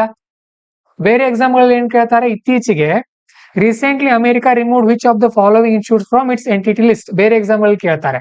UPSC ಅಲ್ಲಿ ಏನ್ ಕೇಳ್ತಾರೆ, ವಾಟ್ ಆರ್ ಇಟ್ಸ್ ಎಫೆಕ್ಟ್. ಸರಿ, ರಿಮೂವ್ ಮಾಡಿದ್ರೆ ಏನ್ ಅದರಿಂದ ಉಪಯೋಗ, ಆ ತರ ಕೇಳುತ್ತೆ. Okay, so it paves the way for implementing long pending US India agreement concerning peaceful use of nuclear energy. 123 agreement. So 123 agreement ಗೆ ಅದು ಅನುಕೂಲ ಆಗುತ್ತೆ. ಏನ್ 123 ಅಗ್ರಿಮೆಂಟ್? Nuclear agreement. ಅವ್ರು ನಮಗೆ ಏನ್ ಸಪ್ಲೈ ಮಾಡಬೇಕು, ಟೆಕ್ನಾಲಜಿ ಮತ್ತು ಅಣ್ವಸ್ತ್ರದ ಬಗ್ಗೆ ಕೆಲವೊಂದು ಮಾಹಿತಿ ಬರುತ್ತೆ, ಅವನ್ನ ಶೇರ್ ಮಾಡ್ತಿರ್ತಾರೆ. ಅದ್ರ ಬಗ್ಗೆನೇ ಡೀಟೇಲ್ ಆಗಿ ಬಂದಾಗ ನೋಡೋಣ. ಓಕೆ, ಆ ಸಂಘಟನೆಗಳ ಹೆಸರು. ಆ ಸಂಘಟನೆಗಳ ಜೊತೆ ಅಮೆರಿಕದವರು ವ್ಯಾಪಾರ ಮಾಡಲ್ಲ, ಫಾರ್ ಸೆಕ್ಯೂರಿಟಿ ಕನ್ಸರ್ನ್. ಅಲ್ಲಿಂದ ರಿಮೂವ್ ಮಾಡಿದೆ ಈಗ. ಸೊ ಇವ್ರ ಜೊತೆ ಈಗ ವ್ಯಾಪಾರ ಮಾಡ್ತಾರಂತ. ಅಂದ್ರೆ ಇಟ್ ಇಸ್ ಗುಡ್ ಮೂವ್, ಭಾರತಕ್ಕೆ ಒಳ್ಳೇದು ಅದರಿಂದ. ಓಕೆ, ಬ್ಯಾಕ್ ಗ್ರೌಂಡ್ ಏನಿದೆ ನೋಡ್ರಿ. ಈ 123 ಅಗ್ರಿಮೆಂಟ್ ಹಿಂದೆ 1978 US imposed sanctions on India after 1974 nuclear test. Indira Gandhi ಅವರು ಪ್ರಧಾನಮಂತ್ರಿ ಇದ್ರು. Indira Gandhi was prime minister in 1974. She first time tried nuclear test. ಭಾರತದಲ್ಲಿ ನ್ಯೂಕ್ಲಿಯರ್ ಟೆಸ್ಟ್ ಅನ್ನ ಆಗಲೇ ಮಾಡಲಾಯಿತು. ಅವಾಗ ಅಮೆರಿಕ ಏನ್ ಮಾಡ್ತು, ನಮ್ಮ ಮೇಲೆ ಸ್ಯಾಂಕ್ಷನ್ ಗಳನ್ನ ಹಾಕ್ತು. ದಿಗ್ಬಂಧನ, ಆರ್ಥಿಕ ದಿಗ್ಬಂಧನಗಳನ್ನ ಹಾಕ್ತಾರೆ. ವ್ಯಾಪಾರ ಮಾಡಲ್ಲ, ಕೆಲವೊಂದು ಪ್ರಾಡಕ್ಟ್ ಗಳನ್ನ ಕಳಿಸ್ಕೊಡಲ್ಲ ನಮಗೆ, ನಮ್ಮಿಂದ ಕೆಲವೊಂದು ಪ್ರಾಡಕ್ಟ್ ಗಳನ್ನ ತೆಗೆದುಕೊಳ್ಳೋದಿಲ್ಲ, ಆ ತರ ಎಲ್ಲ ಮಾಡಿದ್ರು. Again in 2005 US and India agreed on civilian nuclear cooperation. ಸರಿ, ನಾವು ಯುದ್ಧಕ್ಕೆ ಬಳಸೋದಿಲ್ಲ ನಮ್ಮ ನ್ಯೂಕ್ಲಿಯರ್ ಅನ್ನ, ನಾವು ನಾಗರಿಕ ಕೆಲಸಗಳಿಗೋಸ್ಕರ ಬಳಸ್ತೀವಿ ಅಂತ ಭಾರತ ಸರ್ಕಾರ ಹೇಳ್ತು. ಒಂದು ಅಗ್ರಿಮೆಂಟ್ ಬಂದ್ರು. ಕೊನೆಗೆ 123 ಅಗ್ರಿಮೆಂಟ್ ಅನ್ನ ಮಾಡ್ಕೊಳ್ಳಾಯ್ತು. ಓಕೆ, ಇನ್ 2008. ಇಷ್ಟು ಬೇಸಿಕ್ ನಿಮ್ಗೆ ಗೊತ್ತಿರ್ಬೇಕು. ಇಂದ್ ಯಾವತ್ತು ಶಾಶ್ವತ ಗೊತ್ತಿರ್ಬೇಕು ನಿಮ್ಗೆ. ಶಾಶ್ವತ ಏನ್ ಗೊತ್ತಿರಬೇಕು? 1974 first nuclear test, 1978 US sanctioned on us, 2005 India and USA agreement, 2008 final agreement, that is 123 agreement. ಸರಳ ಇವೆಲ್ಲ. ಅಂದ್ರೆ ಅಣ್ವಸ್ತ್ರ ಅಂತ ಬಂದಾಗ ಭಾರತ ಮತ್ತು ಅಮೆರಿಕ ನಡುವೆ ಏನೇನ್ ಸಂಬಂಧ ಇದೆಯಪ್ಪ, ಇದು ಬೇಸಿಕ್ ಬ್ಯಾಕ್ ಗ್ರೌಂಡ್. ಹೇಗೆ ನೆನ್ಪಿಟ್ಕೊಳ್ತೀರಿ? ಸ್ಟೋರಿ ತರ ನೆನ್ಪಿಟ್ಕೊಡ್ರಿ. ಇಂದಿರಾ ಗಾಂಧಿ ಇದ್ರು, ಮೊಂಡೋರು ದಿಟ್ಟ. ಓಕೆ, ಹಾಗಾಗಿ ಆಗ್ಲೇ ಅವ್ರ ಅಣ್ವಸ್ತ್ರವನ್ನ ಇದನ್ ಮಾಡಿದ್ರು. ಏನಂತೀವ ಅದಕ್ಕೆ? ಟೆಸ್ಟ್ ಪರೀಕ್ಷೆ ಮಾಡಿದ್ರು. ಸೊ ಅದಕ್ಕೆ ಅಮೆರಿಕಾಗೆ ಏನಾಯ್ತು, ಸೊ ಇವರು ಕೂಡ ಅಣ್ವಸ್ತ್ರ ಹೊಂದಿದ್ರೆ ನಾವ್ ಹಿಂದೆ ಉಳಿತೀವಲ್ವಾ. ಭಾರತಕ್ಕೂ ಕೂಡ ಅಣ್ವಸ್ತ್ರ ಬಂದ್ರೆ, if they also have nuclear power, then what is the use of America being called as big brother of world ಅಲ್ವಾ, ಜಗತ್ತಿನ ದೊಡ್ಡಣ್ಣ ಅಂತ ಅದನ್ನೇ ಕರಿಬೇಕು ನಮ್ಮ ಹತ್ರ ಅಣ್ವಸ್ತ್ರ ಬಂದ್ರೆ. ಹಾಗಾಗಿ ನಮ್ಮ ಮೇಲೆ ಕೆಲವೊಂದು ಸ್ಯಾಂಕ್ಷನ್ ಹಾಕಿದ್ರು ಅವರು. ಓಕೆ, ಸೊ ಈ ನ್ಯೂಕ್ಲಿಯರ್ ಅಗ್ರಿಮೆಂಟ್ ನಲ್ಲಿ ಏನೇನ್ ಹೇಳಲಾಗಿತ್ತು ಅಂತ ಅಂದ್ರೆ, ಇಂಟರ್ ನ್ಯಾಷನಲ್ ಅಟಾಮಿಕ್ ಎನರ್ಜಿ ಏಜೆನ್ಸಿಯ ರೂಲ್ಸ್ ಗಳನ್ನ ಭಾರತ ಫಾಲೋ ಮಾಡುತ್ತೆ ಅಂತ ಹೇಳಲಾಗಿತ್ತು. ಅವ್ರು ಬಂದು ಚೆಕ್ ಮಾಡಿದ್ರೆ ಚೆಕ್ ಮಾಡ್ಲಿ, ಒಂದು ಸಂಘಟನೆ ಇದೆ ಅಂತಾರಾಷ್ಟ್ರೀಯ ಅಣ್ವಸ್ತ್ರ ಅಥವಾ ಅಣು ಶಕ್ತಿ ಏಜೆನ್ಸಿ ಅನ್ನುವಂತ ಒಂದು ಸಂಘಟನೆ. ಅವ್ರು ಬಂದು ಚೆಕ್ ಮಾಡೋದಾದ್ರೆ ಮಾಡ್ಲಿ, ನಾವ್ ಯಾವ್ದಕ್ಕೂ ಕೂಡ ಅದನ್ನ ಕೆಟ್ಟದಾಗ ಬಳಸ್ಕೋದಿಲ್ಲ ಅಂತ ಹೇಳಲಾಗಿತ್ತು. Okay, and nuclear supplier group waiver ಇವ್ರು ಏನ್ ಮಾಡಿದ್ರು ಅಂತ ಅಂದ್ರೆ, despite being non signatory to non proliferation treaty ಅಂತ ಬರುತ್ತೆ. ಓಕೆ, ಏನು ಅದರ ಅರ್ಥ? ಅಣ್ವಸ್ತ್ರಕ್ಕೆ ಸಂಬಂಧಪಟ್ಟಿರುವಂತ ಟ್ರೀಟಿ ಇದು. ಇದ್ರ ಬಗ್ಗೆನೇ ಡೀಟೇಲ್ ಸ್ಟಡಿ ಮಾಡ್ತೀವಿ ನಾವು ಮುಂದೆ. ಸದ್ಯಕ್ಕೆ ಅಷ್ಟು ಗೊತ್ತಿರ್ಲಿ ಅದೇನು ಅಂತ ಹೇಳಿ. ಅದ್ರ ಬಗ್ಗೆ ನಾನು ಹೇಳ್ತಾ ಕೂತ್ರೆ ಅರ್ಧ ಗಂಟೆ ಬೇಕು ನನಗೆ. ಓಕೆ, ನಾನು ಪೂರ್ತಿಯಾಗಿ ಓದ್ಕೊಂಡು ಬಂದಿಲ್ಲ, ಸರಿನಾ? ಅಂದ್ರೆ ಇದ್ರ ಬಗ್ಗೆ ನಾನ್ ಪ್ರೊಲಿಫರೇಷನ್ ಟ್ರೀಟಿ ಬಗ್ಗೆ ನಾವ್ ಎಲ್ಲಿ ಕಲಿತೀವಿ? ಸೈನ್ಸ್ ಅಂಡ್ ಟೆಕ್ನಾಲಜಿನಲ್ಲಿ ಹೇಳಿದಾರಲ್ವಾ, ಅಲ್ಲಿ ಬರುತ್ತೆ ಅದು ಸೈನ್ಸ್ ಅಂಡ್ ಟೆಕ್ನಾಲಜಿನಲ್ಲಿ. ಇದ್ರ ಬಗ್ಗೆ ಅಣ್ವಸ್ತ್ರದ ಬಗ್ಗೆ ಹೇಳಿದಾರ, ರಿಯಾಕ್ಟರ್ಸ್ ಬಗ್ಗೆ ಎಲ್ಲ ಹೇಳುವಾಗ ಅಲ್ಲಿ ಬಂದಿರುತ್ತಿದ್ದು. ಓಕೆ, ಏನಂತಂದ್ರೆ ಅದೊಂದು ಒಪ್ಪಂದ, ಅಂತಾರಾಷ್ಟ್ರೀಯ ಮಟ್ಟದ. It is an international agreement between all countries. India is not signed it. ಅದರಲ್ಲಿ ಏನ್ ಹೇಳಲಾಗಿದೆ, ಉಳಿದಿರುವಂತ ದೇಶಗಳು ಅಣ್ವಸ್ತ್ರವನ್ನು ಬಳಸೋ ಹಾಗಿಲ್ಲ. ಭಾರತ ಏನ್ ಹೇಳುತ್ತೆ, ನೀವು ಬಳಸ್ತೀರಿ, ನಾವ್ಯಾಕೆ ಬಳಸೋ ಹಾಗಿಲ್ಲ, ನೀವೇನು ಬೆಳೆದಿದ್ದೀರಿ. Okay, you people are using, then why you are stopping us ಅಂತ ಕೇಳುತ್ತೆ ಭಾರತ. ಓಕೆ, ಹಾಗಾಗಿನೇ 1974ರಲ್ಲಿ ಭಾರತ ಏನ್ ಮಾಡ್ತು, ಪೋಖ್ರಾನ್ ಟೆಸ್ಟ್ ಅನ್ನ ಮಾಡ್ತು. ದೆನ್ NPT ಬಂತು ಯಾವಾಗ, 1970 ಬಂದಿತ್ತದು, ಬಟ್ ಭಾರತ ಅದಕ್ಕೆ ಸಹಿ ಹಾಕಿಲ್ಲ. Then significance of India and US civil nuclear agreement. ಇಲ್ಲಿ ಏನಿದೆ, India's unique position in India US civil nuclear agreement. ಏನ್ ಮಹತ್ವ ಇದೆ ಅಂತ ಅಂದ್ರೆ, ನ್ಯೂಕ್ಲಿಯರ್ ಟೆಸ್ಟ್ ಗಳಿಗೆ, ಫ್ಯೂಯಲ್ ರೀಪ್ರೊಸೆಸಿಂಗ್ ಗೆ, ಫ್ಯೂಯಲ್ ಸಪ್ಲೈಗೆ ಭಾರತ ಮತ್ತು US ನಡುವೆ ಒಂದು ಉತ್ತಮ ಸಂಬಂಧ ಇದೆ. ಸೊ ಈ ಒಪ್ಪಂದದ ಮಹತ್ವ ಏನು ಅಂತ ಹೇಳ್ತಾ ಇದ್ದಾರೆ ಇಲ್ಲಿ. It ended India's nuclear isolation. ಈ ಒಪ್ಪಂದದಿಂದ ಭಾರತಕ್ಕೆ ನ್ಯೂಕ್ಲಿಯರ್ ಸಪೋರ್ಟ್ ಸಿಗ್ಲಿಕ್ಕೆ ಸ್ಟಾರ್ಟ್ ಆಯ್ತು. USA ನಮ್ಮ ಮೇಲೆ ಏನು ಬ್ಯಾನ್ ಹಾಕಿತ್ತಲ್ಲ, ಯಾವ ಬ್ಯಾನ್ ಹಾಕಿತ್ತು? Nuclear trade ban. ನಿಮ್ ಜೊತೆ ನಾವು ಅಣ್ವಸ್ತ್ರ ವ್ಯಾಪಾರ ಮಾಡಲ್ಲ ಅಂತ ಹೇಳಿತ್ತು. ಯಾವುದು? USA. ಸೊ ಅದು ರಿಮೂವ್ ಆಯ್ತು. ಯಾವ್ದ್ರಿಂದ? ದಿಸ್ 1, 2, 3 ಅಗ್ರಿಮೆಂಟ್ ಇನ್ 2008. 1978 ಅಲ್ಲಿ ಹಾಕಿದ್ರು ಅವರು. 30 ವರ್ಷ ನಮ್ ಜೊತೆ ಯಾವುದೇ ವ್ಯಾಪಾರ ಮಾಡಿರ್ಲಿಲ್ಲ ಅವರು. Okay, and legitimated India's nuclear status. ಭಾರತದ ಅಣ್ವಸ್ತ್ರ ಏನ್ ಹೊಂದಿತ್ತಲ್ಲ ನಮ್ ಭಾರತ, ಅದು ಸೂಕ್ತವಾಗಿದೆ ಅಂತ ಹೇಳಲಾಯ್ತು. ಓಕೆ, ನಾವು ಅದನ್ನ ಮಿಸ್ಯೂಸ್ ಮಾಡ್ಕೊಳ್ಳೋದಿಲ್ಲ ಅಂತಾನು ಕೂಡ ಹೇಳಲಾಯ್ತು. ಜೊತೆಗೆ cooperation agreement with France, Russia, UK, Japan and Canada. ಆ ದೇಶಗಳ ಜೊತೆನೂ ಕೂಡ ನಾವೇನ್ ಮಾಡಿದ್ವಿ, ಕೋಆಪರೇಷನ್ ಸಹಕಾರಿ ಒಪ್ಪಂದಗಳನ್ನ ಮಾಡ್ಕೊಂಡ್ವಿ, ನಮ್ಗೆ ಏನಾದ್ರೂ ಸಹಾಯ ಬೇಕಾದ್ರೆ ಹೆಲ್ಪ್ ಮಾಡ್ಲಿ ಅಂತ. Then strengthened India's US strategic partnership.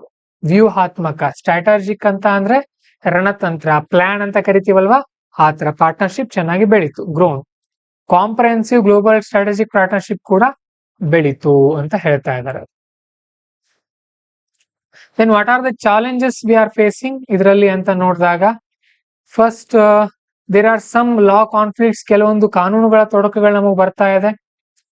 And one important thing is supreme court in 2010 by Bhopal gas treasury lessons told it is the responsibility of supplier. So homework ಬರ್ಕೊಡ್ರಿ. ಭೋಪಾಲ್ ಗ್ಯಾಸ್ ಟ್ರೆಜಡಿ, ಕನ್ನಡದಲ್ಲಿ ಕೇಳ್ರಿ, English ಅಲ್ಲಿ ಕೇಳ್ರಿ. 10 minutes video will be there. Bhopal gas tragedy 1984-85 ಆಗಿತ್ತದು. ಇಸ್ವಿ ಪಕ್ಕ ಗೊತ್ತಿದೆ ಯಾರಿಗಾದ್ರು? 80ರ ದಶಕ, ಅಷ್ಟು ಗೊತ್ತು ನನಗೆ. ಓಕೆ, ಅದನ್ನ ನೋಡ್ಕೊಂಡು ಬರ್ಬೇಕು. ಭೋಪಾಲ್ ಗ್ಯಾಸ್ ಟ್ರೆಜಡಿ ಒಂದು ಗ್ಯಾಸ್ ಲೀಕ್ ಆಗಿತ್ತು. There was a factory, gas leaked, thousands of people died because of that gas. ವಿಷಕಾರಿ ಅನಿಲದ ಹೊರಸೂಸುವಿಕೆಯಿಂದ ಸಾವಿರಾರು ಜನ ಸತ್ತಿದ್ರು. And lack together people became handicapped. ಎಷ್ಟೋ ಜನ ಅಂಗವಿಕಲರಾದ್ರು. 84 ಅಲ್ವಾ? Yes. So what supreme court said in 2010, it is the responsibility of the supplier. ಯಾರು ಪೂರೈಕೆ ಮಾಡ್ತಾರಲ್ಲ ಅವ್ರದ್ದು ಕೂಡ ರೆಸ್ಪಾನ್ಸಿಬಿಲಿಟಿ ಇರುತ್ತೆ ಅಂತ ಹೇಳುತ್ತೆ. ಯಾವ್ದ್ರಲ್ಲಿ? ಆ ಅನಿಲ ಸಪ್ಲೈ ಮಾಡಿತ್ತಲ್ಲ ಅದರಲ್ಲಿ. ನೌ ಟೆಲ್ ಮಿ, ಈಗ consider this is US, this is India. They are supplying us nuclear machines, nuclear ಮತ್ತೇನ್ ಅನ್ಕೊಳ್ಳೋಣ, ಫ್ಯೂಯಲ್. ಮಷಿನ್ ಕೂಡ ಸಪ್ಲೈ ಮಾಡ್ತಾ ಇದಾರೆ, ಫ್ಯೂಯಲ್ ಕೂಡ ಸಪ್ಲೈ ಮಾಡ್ತಾ ಇದಾರೆ. If anything problem happens in India, then who is responsible for this? According to Supreme Court, USA is responsible for this. ಅವ್ರು ಯಾಕೆ ಕೊಡ್ಬೇಕು ನಮಗೆ ಮತ್ತೆ? ಸೊ ಈ ತರದ ನಿಬಂಧನೆಗಳಿಂದ ಸ್ವಲ್ಪ ಪ್ರಾಬ್ಲಮ್ ಆಗತ್ತೆ. ಓಕೆ, ಆ ತರ. ಕಮರ್ಷಿಯಲ್ ವಯಬಿಲಿಟಿ ಚಾಲೆಂಜಸ್ ಅಂದ್ರೆ when we compare with respect to ಸೌರಶಕ್ತಿಗೆ ಏನಂತ ಇಂಗ್ಲಿಷ್ ಅಲ್ಲಿ? Solar power, wind power and hydro power. ಜಲಶಕ್ತಿ, ಸೌರಶಕ್ತಿ ಮತ್ತು ಗಾಳಿ ಶಕ್ತಿ, ಪವನ ಶಕ್ತಿ ಅಲ್ವಾ? ಆ ಮೂರಕ್ಕೂ ಮತ್ತು ಅಣುಶಕ್ತಿಗೆ ಹೋಲಿಸಿದಾಗ ದಿಸ್ ಅಣುಶಕ್ತಿ, nuclear power is very costly. ಸಿಕ್ಕಾಪಟ್ಟೆ ಕಾಸ್ಟ್ಲಿ ಇದೆ ಅದು ಕೂಡ ಪ್ರಾಬ್ಲಮ್ ಆಗ್ತಾ ಇದೆ ನಮಗೆ. We can use that also. ಇಲ್ಲಿ ಕೊಟ್ಟಿದ್ದಾರೆ ನೋಡ್ರಿ. ಸುಮ್ನೆ ಅದ್ರ ಬದಲಾಗಿ ರಿಸ್ಕ್ ಕೂಡ ಹೌದದು. Thus nuclear power is very risky, ಆ ತರ ಎಲ್ಲ ಬರುತ್ತೆ. Okay, then key features of India's civil liability for nuclear damage act 2010. ಇದರ ಕಾಯ್ದೆ ಅಡಿಯಲ್ಲಿ ಏನ್ ಹೇಳಲಾಗತ್ತೆ ಅಂತ ಅಂದ್ರೆ, strictly liability exclusively to the nuclear plant operator. ಆ ಪ್ಲಾಂಟ್ ಅನ್ನ ಯಾರು ಆಪರೇಟ್ ಮಾಡ್ತಿರ್ತಾರಲ್ಲ ಅವರೇ ರೆಸ್ಪಾನ್ಸಿಬಲ್ ಅಂತ ಹೇಳುತ್ತೆ ಈ ಕಾಯ್ದೆ. ಅಷ್ಟೊಂದೇನು ಇಂಪಾರ್ಟೆಂಟ್ ಅಲ್ಲ, not that much important. Okay, ಏನು ಪ್ಲಾಂಟ್ ಆಪರೇಟರ್ ಅಂತ ಅಂದ್ರೆ ಒಂದು ಫ್ಯಾಕ್ಟರಿ ಇದೆ ಅನ್ಕೊಡ್ರಿ, ಅದರ ಓನರ್ ಅವರೇ ರೆಸ್ಪಾನ್ಸಿಬಲ್ ಅಂತ ಹೇಳುತ್ತದು. Not that much important. So way forward ಏನ್ ಮಾಡೋದು? ಈ ಸ್ವಲ್ಪ ಈ ಕಾಯ್ದೆಗಳನ್ನ ತಿದ್ದುಪಡಿ ಮಾಡೋದು, ಅಂತ ಸ್ಟ್ರಿಕ್ಟ್ ರೂಲ್ಸ್ ಅನ್ನ ತೆಗೆದು ಹಾಕೋದು ಅಂತ ಹೇಳ್ತಾ ಇದಾರೆ ಅಷ್ಟೇ, ಮತ್ತೇನಿಲ್ಲ. Then we have, so America ಅಂದ ತಕ್ಷಣ ಹೇಳ್ರಿ ನೋಡೋಣ. ಕೆಲವೊಂದ್ 3-4 ಪಾಯಿಂಟ್ ಆದ್ರೂ ಹೇಳ್ಬೇಕು ನನಗೆ. ಫಸ್ಟ್ ಪಾಯಿಂಟ್, ನೋಟ್ಸ್ ಮುಚ್ಚ್ರಿ, ಮತ್ತೆ ನೋಟ್ಸ್ ನೋಡದೆ ಹೇಳ್ಬೇಕು. ನೆನಪು ಮಾಡ್ಕೊಳ್ರಿ, ಟ್ರೈ ಟು ರಿಕಾಲ್. ಹೇಳ್ರಿ. ಕ್ವಾಡ್ ಏನಂದ್ರಿ? ಕ್ವಾಡ್. ಓಕೆ, ಸೊ ಕ್ವಾಡ್ ನಲ್ಲಿ ಯಾವ ದೇಶಗಳಿವೆ? Australia, Japan, US and India. ಮತ್ತೆ ಹೇಳ್ರಿ. Solar alliance. US is a part of international solar alliance. ಮತ್ತೆ 1, 2, 3 ಅಗ್ರಿಮೆಂಟ್, ನ್ಯೂಕ್ಲಿಯರ್ ಅಗ್ರಿಮೆಂಟ್. ಮತ್ತೆ ಯಾವುದು? ಇಂಡಿಯಾ ಸೇರಿಲ್ಲ, ಆದ್ರೂ ಕೂಡ ಅಮೆರಿಕ ನಮಗೆ ಸಪೋರ್ಟ್ ಮಾಡ್ತಾ ಇದೆ. ಮತ್ತೆ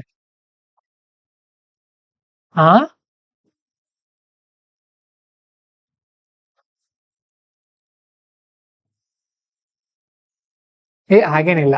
ಈಗ ಸಂಬಂಧಗಳಲ್ಲಿ ಹೇಳ್ರಿ, ಇಬ್ಬರು ನಡುವೆ ಒಳ್ಳೆ ಸಂಬಂಧ ಏನೇನಿದೆ?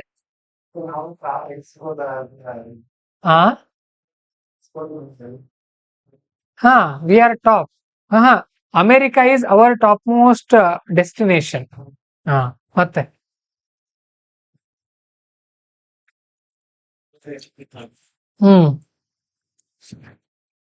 What are the issues between India and America?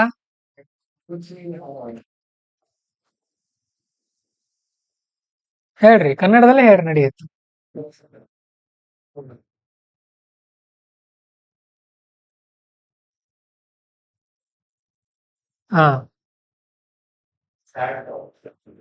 ಹೇಳ್ರಿ. ಕ್ಯಾಟ್ಸಾ, ನಿಸಾರ್. ನೆಗೆಟಿವ್ ಕೇಳ್ತಾ ಇದ್ದೀನಿ ನಾನೀಗ. H1B visa restrictions, CAATSA, reciprocal tariff. ನೋಡ್ರಿ, ಒಂದ್ ಮಾತು ಹೇಳ್ತೀನಿ ನಿಮಗೆ, ಏನೂ ಬರಲ್ಲ ಅಂದ್ರೂ ಕೂಡ 3 ಪಾಯಿಂಟ್ ಬರ್ಬೇಕು ನಿಮ್ಗೆ. UPSC ಓದ್ತಾ ಇದೀರಿ ಅಂದ್ರೆ. ಬರುತ್ತೆ ಅಂದ್ರೆ 8 ಪಾಯಿಂಟ್ ಬರ್ಬೇಕು. ಓಕೆ, ಆ ತರ ತಯಾರಿ ಆಗ್ಬೇಕು. ನಾವು we will move towards online. ಅವ್ರಿಗೆ ಅರ್ಥ ಆಗ್ತಾ ಇದೆ? ಅವ್ರು ಆರಾಮ್ ಇರ್ತಾರ ಅಲ್ಲೇ ಮನೇಲಿ ಕೂತ್ಕೊಂಡು ಅಲ್ಲ, ಎಲ್ಲಿ ಕ್ಲಾಸಿಗೆ ಬರೋದಿಲ್ಲ, ಏನಿಲ್ಲ, ಬೆಚ್ಚಿಗಿರ್ತಾರ. ತಂಪಿರ್ತಾರೆ ಈಗ ಬೇಸಿಗೆ ಕಾಲದಲ್ಲಿ. Next India and France. France ಹೇಗಿದೆ ನೋಡ್ರಿ ಮ್ಯಾಪ್ ಅಲ್ಲಿ ಓಪನ್ ಮಾಡ್ಕೊಂಡು. This is France. French famous ಯಾರೋ ಇದ್ನಲ್ಲ ಅವನು, ಡ್ಯೂಪ್ಲೆ ಅಲ್ವಾ?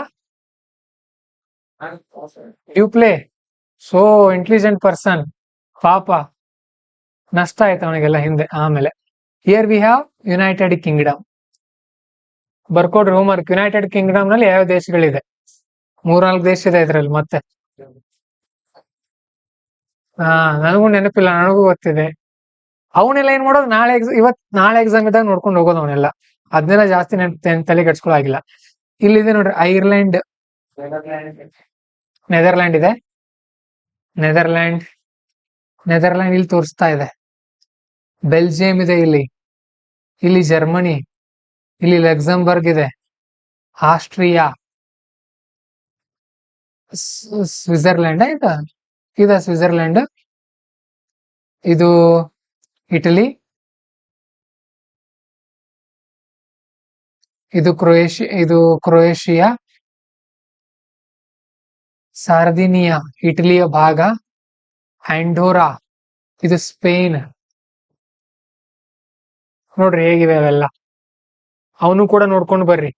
ಇಲ್ಲಿ ಅಟ್ಲಾಂಟಿಕ್ ಓಷನ್ ಇದೆ ನೋಡ್ರಿ, ಮೆಡಿಟೇರಿಯನ್ ಸಾಗರ ಇಲ್ಲಿದೆ, ಇಲ್ಲಿ ಅಟ್ಲಾಂಟಿಕ್ ಇಲ್ಲೇ ಬರುತ್ತೆ, ಅಮೆರಿಕ ಇಲ್ಲಿ ಪಕ್ಕದಲ್ಲಿ ಬರುತ್ತೆ. ಇಲ್ಲಿ ಮೇಲೆ ಕೆನಡಾ ಇದೆ, ಕೆಳಗಡೆ ಮೆಕ್ಸಿಕೋ ಇದೆ, ಮತ್ತೆ ಅದ್ರ ಕೆಳಗಡೆ ಬಂದ್ರಿ ಅಂದ್ರೆ ಇಲ್ಲೆಲ್ಲ ಬ್ರೆಜಿಲ್, ಅರ್ಜೆಂಟೀನಾ ಅವೆಲ್ಲ ದೇಶಗಳು ಬರುತ್ತೆ. ಎಲ್ಲ ಒಂದೇ ಸಾರಿ ಮ್ಯಾಪ್ ನೋಡ್ಕೊಂಡು ಕುತ್ಕೊಳ್ಳೋ ಆಗಿಲ್ಲ, ನೆನಪುಳಿಯಲ್ಲ. ನಮಗ್ ಇದ್ರಲ್ಲಿ ಬಂತ ನ್ಯೂಸ್ ಅಲ್ಲಿ ಅದನ್ನ ತಗೊಂಡು ಸ್ಟಡಿ ಮಾಡ್ಕೊಂಡು ನೆನ್ಪಿಟ್ಕೊಳ್ಳೋದು. Okay, don't read all the map in one day, read day by day, so little bit. Okay, ಆ ತರ ಸ್ಟಡಿ ಮಾಡ್ರಿ. ಏನು, ಯಾಕೆ ಸುದ್ದಿಯಲ್ಲಿದೆ ಇದು? India and France co-chaired artificial intelligence action summit held in France. Artificial intelligence ಬಗ್ಗೆ ಒಂದು meeting ನಡೆದಿತ್ತು ಫ್ರಾನ್ಸ್ ಅಲ್ಲಿ. ಅದಕ್ಕೆ ಇಬ್ರು ಕೂಡ ಸೇರ್ಕೊಂಡು ಅಧ್ಯಕ್ಷರಾಗಿ ಕೂತ್ಕೊಂಡಿದ್ರು. ನೆಕ್ಸ್ಟ್ ಭಾರತ ಅದರ ಮೀಟಿಂಗ್ ಅನ್ನ ಮಾಡೋದಿದೆ, ಅದರ ಅಧ್ಯಕ್ಷ ಆಗೋದಿದೆ. ಏನಂತ ಇಂಪಾರ್ಟೆಂಟ್ ಸುದ್ದಿ ಏನಲ್ಲ. AI ಓಪನ್ ಆಗಿರ್ಬೇಕು, ಅಲ್ಲಿ ಅಕೌಂಟಬಿಲಿಟಿ ಇರಬೇಕು, ಹೊಣೆಗಾರಿಕೆ ಇರಬೇಕು, and AI should be for public interest. Public interest ಅಂದ್ರೆ ಸಾರ್ವಜನಿಕ ಹಿತಾಸಕ್ತಿ, ಸಾರ್ವಜನಿಕ ಒಳಿತಿಗಾಗದೆ ಇರ್ಬೇಕಂತ ಹೇಳ್ತಾ ಇದ್ದಾರೆ. Importance of France for India. ಭಾರತಕ್ಕೆ ಫ್ರಾನ್ಸ್ ನ ಮಹತ್ವ ಏನಿದೆ? ಓಕೆ, ಇಬ್ಬರ ನಡುವೆ ಒಂದು ಉತ್ತಮವಾದಂತ ಬಾಂಧವ್ಯ ಫಸ್ಟ್ ಸ್ಟ್ರಾಟಜಿಕ್ ಪಾರ್ಟ್ನರ್ಶಿಪ್ ನ ಮುಖಾಂತರ ಆರಂಭ ಆಗಿತ್ತು. ಸ್ಟ್ರಾಟಜಿಕ್ ಅಂತ ಅಂದ್ರೆ ವ್ಯೂಹಾತ್ಮಕ ಅಂತ ಕರಿತೀವಿ ಕನ್ನಡದಲ್ಲಿ. ಓಕೆ, ವ್ಯೂಹಾತ್ಮಕ, ಓಕೆ, ಅಥವಾ ರಣತಾಂತ್ರಿಕ ಸಂಬಂಧ ಅಂತ ಕೂಡ ಕರಿತೀವಿ. ಸ್ಟ್ರಾಟಜಿಕ್ ಅಲೈನ್ಮೆಂಟ್ ಅಂತ ನೋಡಿದಾಗ ಬೋತ್ ಆರ್ ಇಂಡಿಪೆಂಡೆನ್ಸ್ ಸಪೋರ್ಟ್ ಮಾಡ್ತಾರ ಅವರು, and India followed non alignment, and it is France also left NATO ಅಂತ ಅಂದ್ರೆ ಬರ್ಕೊಡ್ರಿ ಹೋಮ್ವರ್ಕ್. ನ್ಯಾಟೋ ನೋಡ್ಕೊಂಡ್ ಬರೋದು ಏನದನ್ನ ಕನ್ನಡದಲ್ಲೇ ಸರ್ಚ್ ಮಾಡ್ರಿ, ಸಿಗುತ್ತೆ ನಿಮ್ಗೆ ನ್ಯಾಟೋ ಬಗ್ಗೆ. ಸರಿನಾ? ಅಂಡ್ ಇಬ್ರು ಕೂಡ they opposed the US dominated world war. ಶನಿವಾರ ರವಿವಾರ 2 ದಿನ ರಜೆ ಹಾಕಿ ಕೊಡ್ತೀವಿ ಗೊತ್ತಾ, ಅದಕ್ಕೋಸ್ಕರನೇ. ಇವನ್ನೆಲ್ಲ ನೋಡ್ಕೊಡ್ರಿ ಬೇಕಾದ್ರೆ ಕೂತ್ಕೊಂಡು.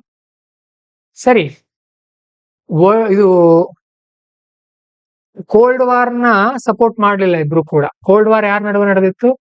Russia and US. ಯಾರು ಕೋಲ್ಡ್ ವಾರ್ ಗೊತ್ತಿಲ್ಲ, ಕೋಲ್ಡ್ ವಾರ್ ಕೂಡ ನೋಡ್ಕೊಂಡ್ ಬರ್ರಿ. ಬೇಸಿಗೆಗಾಲ ಇದೆ, ಕೋಲ್ಡ್ ವಾರ್ ಅಲ್ಲಿ cool agri. Okay, and France ನಮ್ಗೆ ಸಪೋರ್ಟ್ ಮಾಡುತ್ತೆ. ಎಲ್ಲಿ? UN ಸೆಕ್ಯೂರಿಟಿ ಕೌನ್ಸಿಲ್ ನಲ್ಲಿ ಪರ್ಮನೆಂಟ್ ಮೆಂಬರ್ಶಿಪ್ ಗೆ ಸಪೋರ್ಟ್ ಮಾಡುತ್ತೆ. And it has a powerful influence over G7 group ಅಲ್ಲಿ ಇದೆ ಅದು. UN ಸೆಕ್ಯೂರಿಟಿ ಕೌನ್ಸಿಲ್ ಅಲ್ಲಿ ಕೂಡ ಇದೆ. ನ್ಯಾಟೋ ನಲ್ಲಿ ಮೊದಲು ಇತ್ತು, ಈಗ ಇಲ್ಲ. EU ನಲ್ಲಿ ಕೂಡ ಅದಿದೆ. EU ಅಂತ ಅಂದ್ರೆ ಯುರೋಪಿಯನ್ ಯೂನಿಯನ್, ಒಂದು ಇಂಪಾರ್ಟೆಂಟ್ ಸಂಘಟನೆ. ಅರೌಂಡ್ 27 ಕಂಟ್ರೀಸ್ ಆರ್ ದೇರ್ ಅಲ್ವಾ? 27 ಇದೆ, 19 ಇದೆ. ಮೊನ್ನೆ 27 ಅಂತ ಎಲ್ಲ ಓದ್ದೆ ನಾನು. ಓಕೆ, ಸೊ G7 ಕಂಟ್ರೀಸ್ ಯಾವುದು ಅಂತ ನೋಡ್ಕೊಂಡ್ ಬರ್ರಿ. G7 countries. Then Indo Pacific partnership territories ಬಗ್ಗೆ ರೂಲ್ ಬೇಸ್ಡ್ ಇರುತ್ತೆ ಇಬ್ಬರದು ಕೂಡ. Okay, 55% trade passes through South China Sea and Malacca Strait. Malacca Strait ಅಂತ ಅಂದ್ರೆ ಏನ್ ಹೇಳ್ರಿ? ಜಲಸಂಧಿ ಮಲಕ್ಕಾ ಸ್ಟ್ರೇಟ್. ನೋಡೋಣ ಎಲ್ಲಿ ಬರುತ್ತೆ. ಪಾಪ ನಿಮಗೆ ನೋಡ್ರಿ ಅಂದ್ರೆ ನೀವು ಎಷ್ಟು ನೋಡೋಣ, ನಾವು ಸ್ವಲ್ಪ ತೋರ್ಸೋಣ. ಎಲ್ಲಿ ಹೋಯ್ತು ಮಲಕ್ಕಾ ಸ್ಟ್ರೇಟ್? ಹಾ, ಇಲ್ಲಿ ಬರುತ್ತೆ ನೋಡ್ರಿ.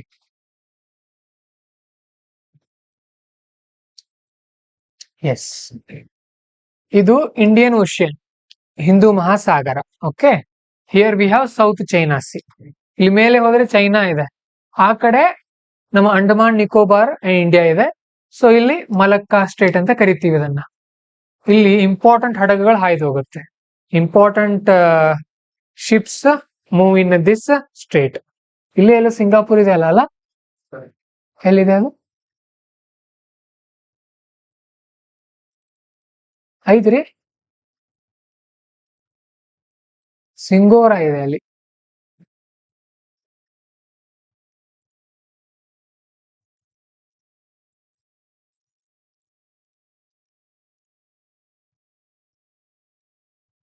ಇರ್ಲಿ, ಪರವಾಗಿಲ್ಲ.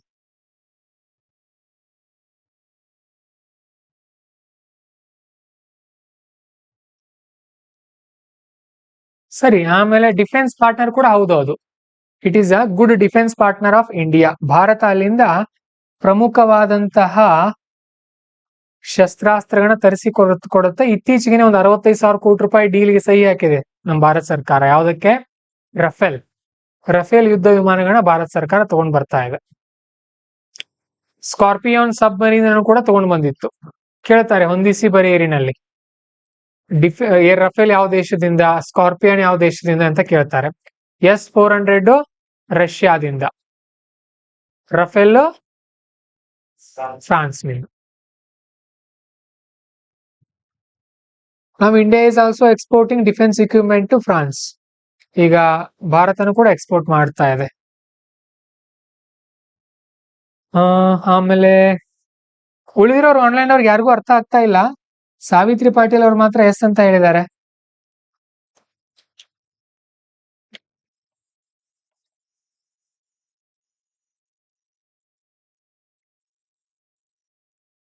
ಉಳಿದಿರೋರಿಗೆ ಅರ್ಥ ಆಗ್ತಾ ಇಲ್ವಾ?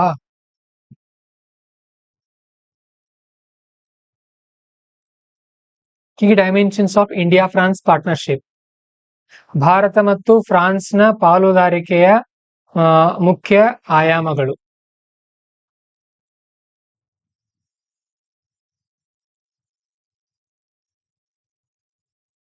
ಇಬ್ಬರ ನಡುವೆ ವ್ಯಾಪಾರ ಎಷ್ಟಿದೆ ನೋಡ್ರಿ, $13 ಬಿಲಿಯನ್ ಇದೆ. Okay,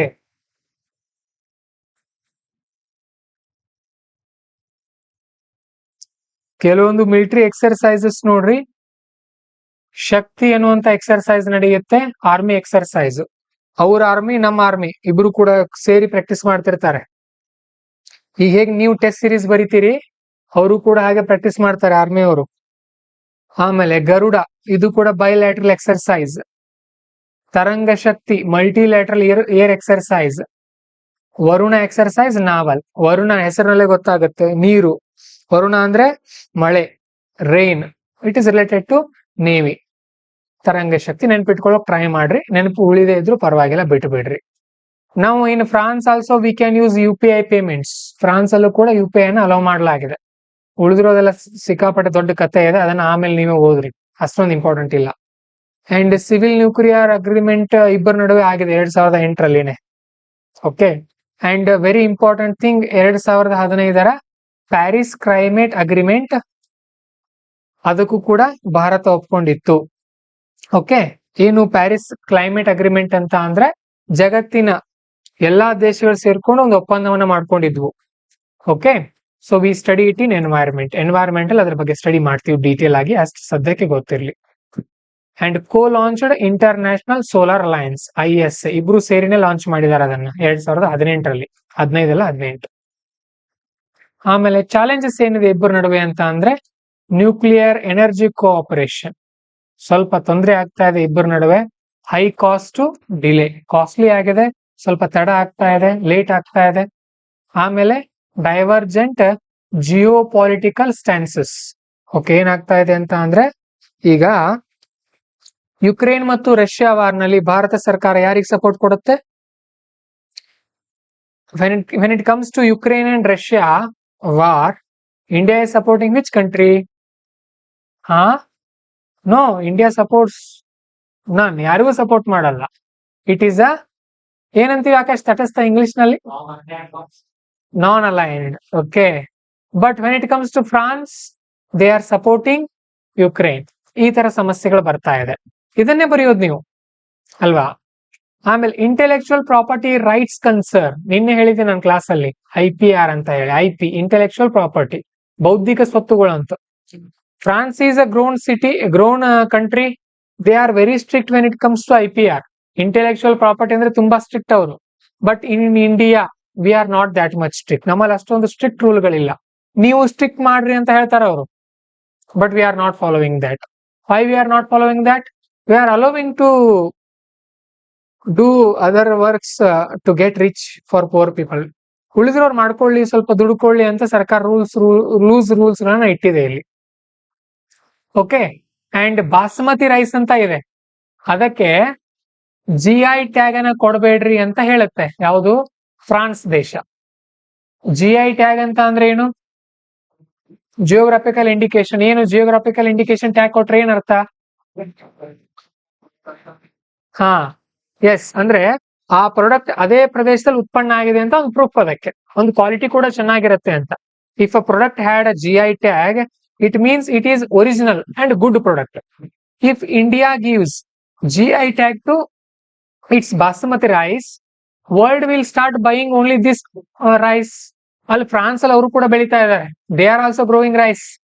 they say if you sell GI tag rice, we will feel loss, ನಮಗೆ ನಷ್ಟ ಆಗುತ್ತೆ. ಆತರ ಹೇಳ್ತಾ ಇದ್ದಾರೆ. ಓಕೆ, ಇವೆಲ್ಲ ಸಮಸ್ಯೆಗಳು. And stalled India EU free trade agreement. Bharat ಮತ್ತು ಯುರೋಪಿಯನ್ ಯೂನಿಯನ್ ನಡುವೆ ಒಂದು ಫ್ರೀ ಟ್ರೇಡ್ ಅಗ್ರಿಮೆಂಟ್ ಆಗೋದಿತ್ತು. ಫ್ರೀ ಟ್ರೇಡ್ ಅಗ್ರಿಮೆಂಟ್ ಅಂತ ಅಂದ್ರೆ ಟ್ಯಾಕ್ಸ್ ಇಲ್ಲ, ಟ್ಯಾಕ್ಸ್ ಇಲ್ಲದೆ ವ್ಯಾಪಾರ ಮಾಡೋದು ಒಬ್ಬರೊಬ್ಬರ ನಡುವೆ. ಇಲ್ಲೆಷ್ಟು ರೇಟ್ ಬೀಳುತ್ತೋ ಅಲ್ಲೂ ಕೂಡ ಅಷ್ಟೇ. ಅದಿನ್ನೂ ಕೂಡ ಜಾರಿಗೆ ಬಂದಿಲ್ಲ.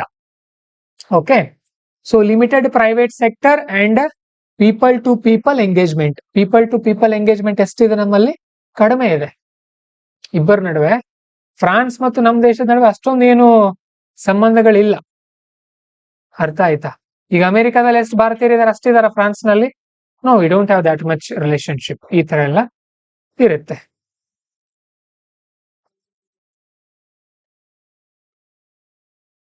ಪೀಪಲ್ ಟು ಪೀಪಲ್ ಕನೆಕ್ಷನ್ ಅಂತ ಅಂದ್ರೆ ವರ್ಕರ್ಗಳಾಗಿರ್ಬಹುದು, ಮದುವೆ ಆಗಿರಬಹುದು, ಸ್ನೇಹ ಸಂಬಂಧಗಳು, ಬಿಸ್ನೆಸ್ಗಳು, ಇವೆಲ್ಲ ಈ ತರ. ಓಕೆ, ಇವತ್ತಿಗೆ ಇಷ್ಟು ಸಾಕು. ಇಷ್ಟೆಲ್ಲ ಓದ್ಕೊಳ್ರಿ ಈ ವಾರ. ಮುಂದಿನ ವಾರಕ್ಕೆ ಏನೇನು ಹೋಮ್ವರ್ಕ್ ಹೇಳಿದೀವಲ್ಲ ಅದನ್ನ ಮಾಡ್ಕೊಂಡು ಬರ್ರಿ. ಮುಂದಿನ ಸೋಮವಾರಕ್ಕೆ, ನಾಳೆಯಿಂದ ಮತ್ತೆ ರೆಗ್ಯುಲರ್ ಸಬ್ಜೆಕ್ಟ್ ಕಂಟಿನ್ಯೂ ಮಾಡೋಣ. ಈಗ ಸಾಕಿದು.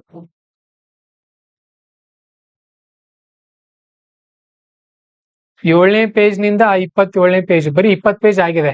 5 ದಿನದಲ್ಲಿ ಓದ್ಕೊಳ್ಬಹುದು ನೋಡ್ರಿ. ಸೋಮವಾರ, ಮಂಗಳವಾರ, ಬುಧವಾರ, ಗುರುವಾರ, ಶುಕ್ರವಾರ ನೋಡ್ರಿ. 5 ದಿನದಲ್ಲಿ ಮುಗಿಸ್ಕೊಳ್ರಿ ಎಲ್ಲ. ಓಕೆ, ಕೇಳ್ರಿ ಮತ್ತೆ. ಯಾವ್ದ್ರದ್ದು? ಯಾವ್ದು? ಅದಾ, ನಾಳೆ ಹೇಳ್ತೀನಿ ಕ್ಲಾಸ್ ಅಲ್ಲಿ. ಈಗ 3:30 ಗಂಟೆ ಕ್ಲಾಸ್ ಹೇಳಿ this is damaged. Okay, rest ತಗೊಳ್ತೀವಿ. ಮೈಕ್ ಇದ್ರೆ ನಡೆಯುತ್ತೆ, ಮೈಕ್ ಇಲ್ದೇ ಇದ್ರೆ ಟಯರ್ಡ್ ಆಗತ್ತೆ ಗಂಟ್ಲಿಗೆ. ಆನ್ಲೈನ್ ಅವ್ರಿಗೆ ಅರ್ಥ ಆಯ್ತಾ ಎಲ್ಲ?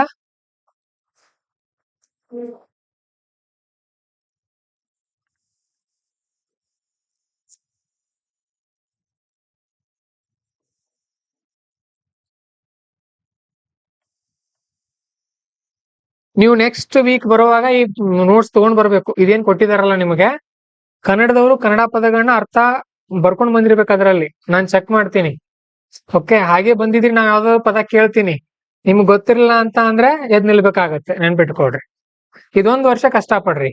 ಓಕೆ, ಮುಂದಿನ ವರ್ಷ ಆರಾಮಾಗಿ ಅರ್ಥ ಆಗತ್ತಿಲ್ಲ. Will continue tomorrow. You can go now.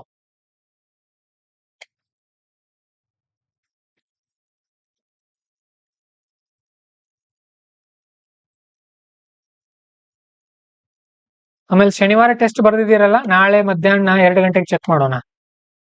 Okay, ಎಲ್ರಿಗೂ ಹೇಳ್ತೀನಿ, tomorrow we will check your answers what you wrote on Saturday.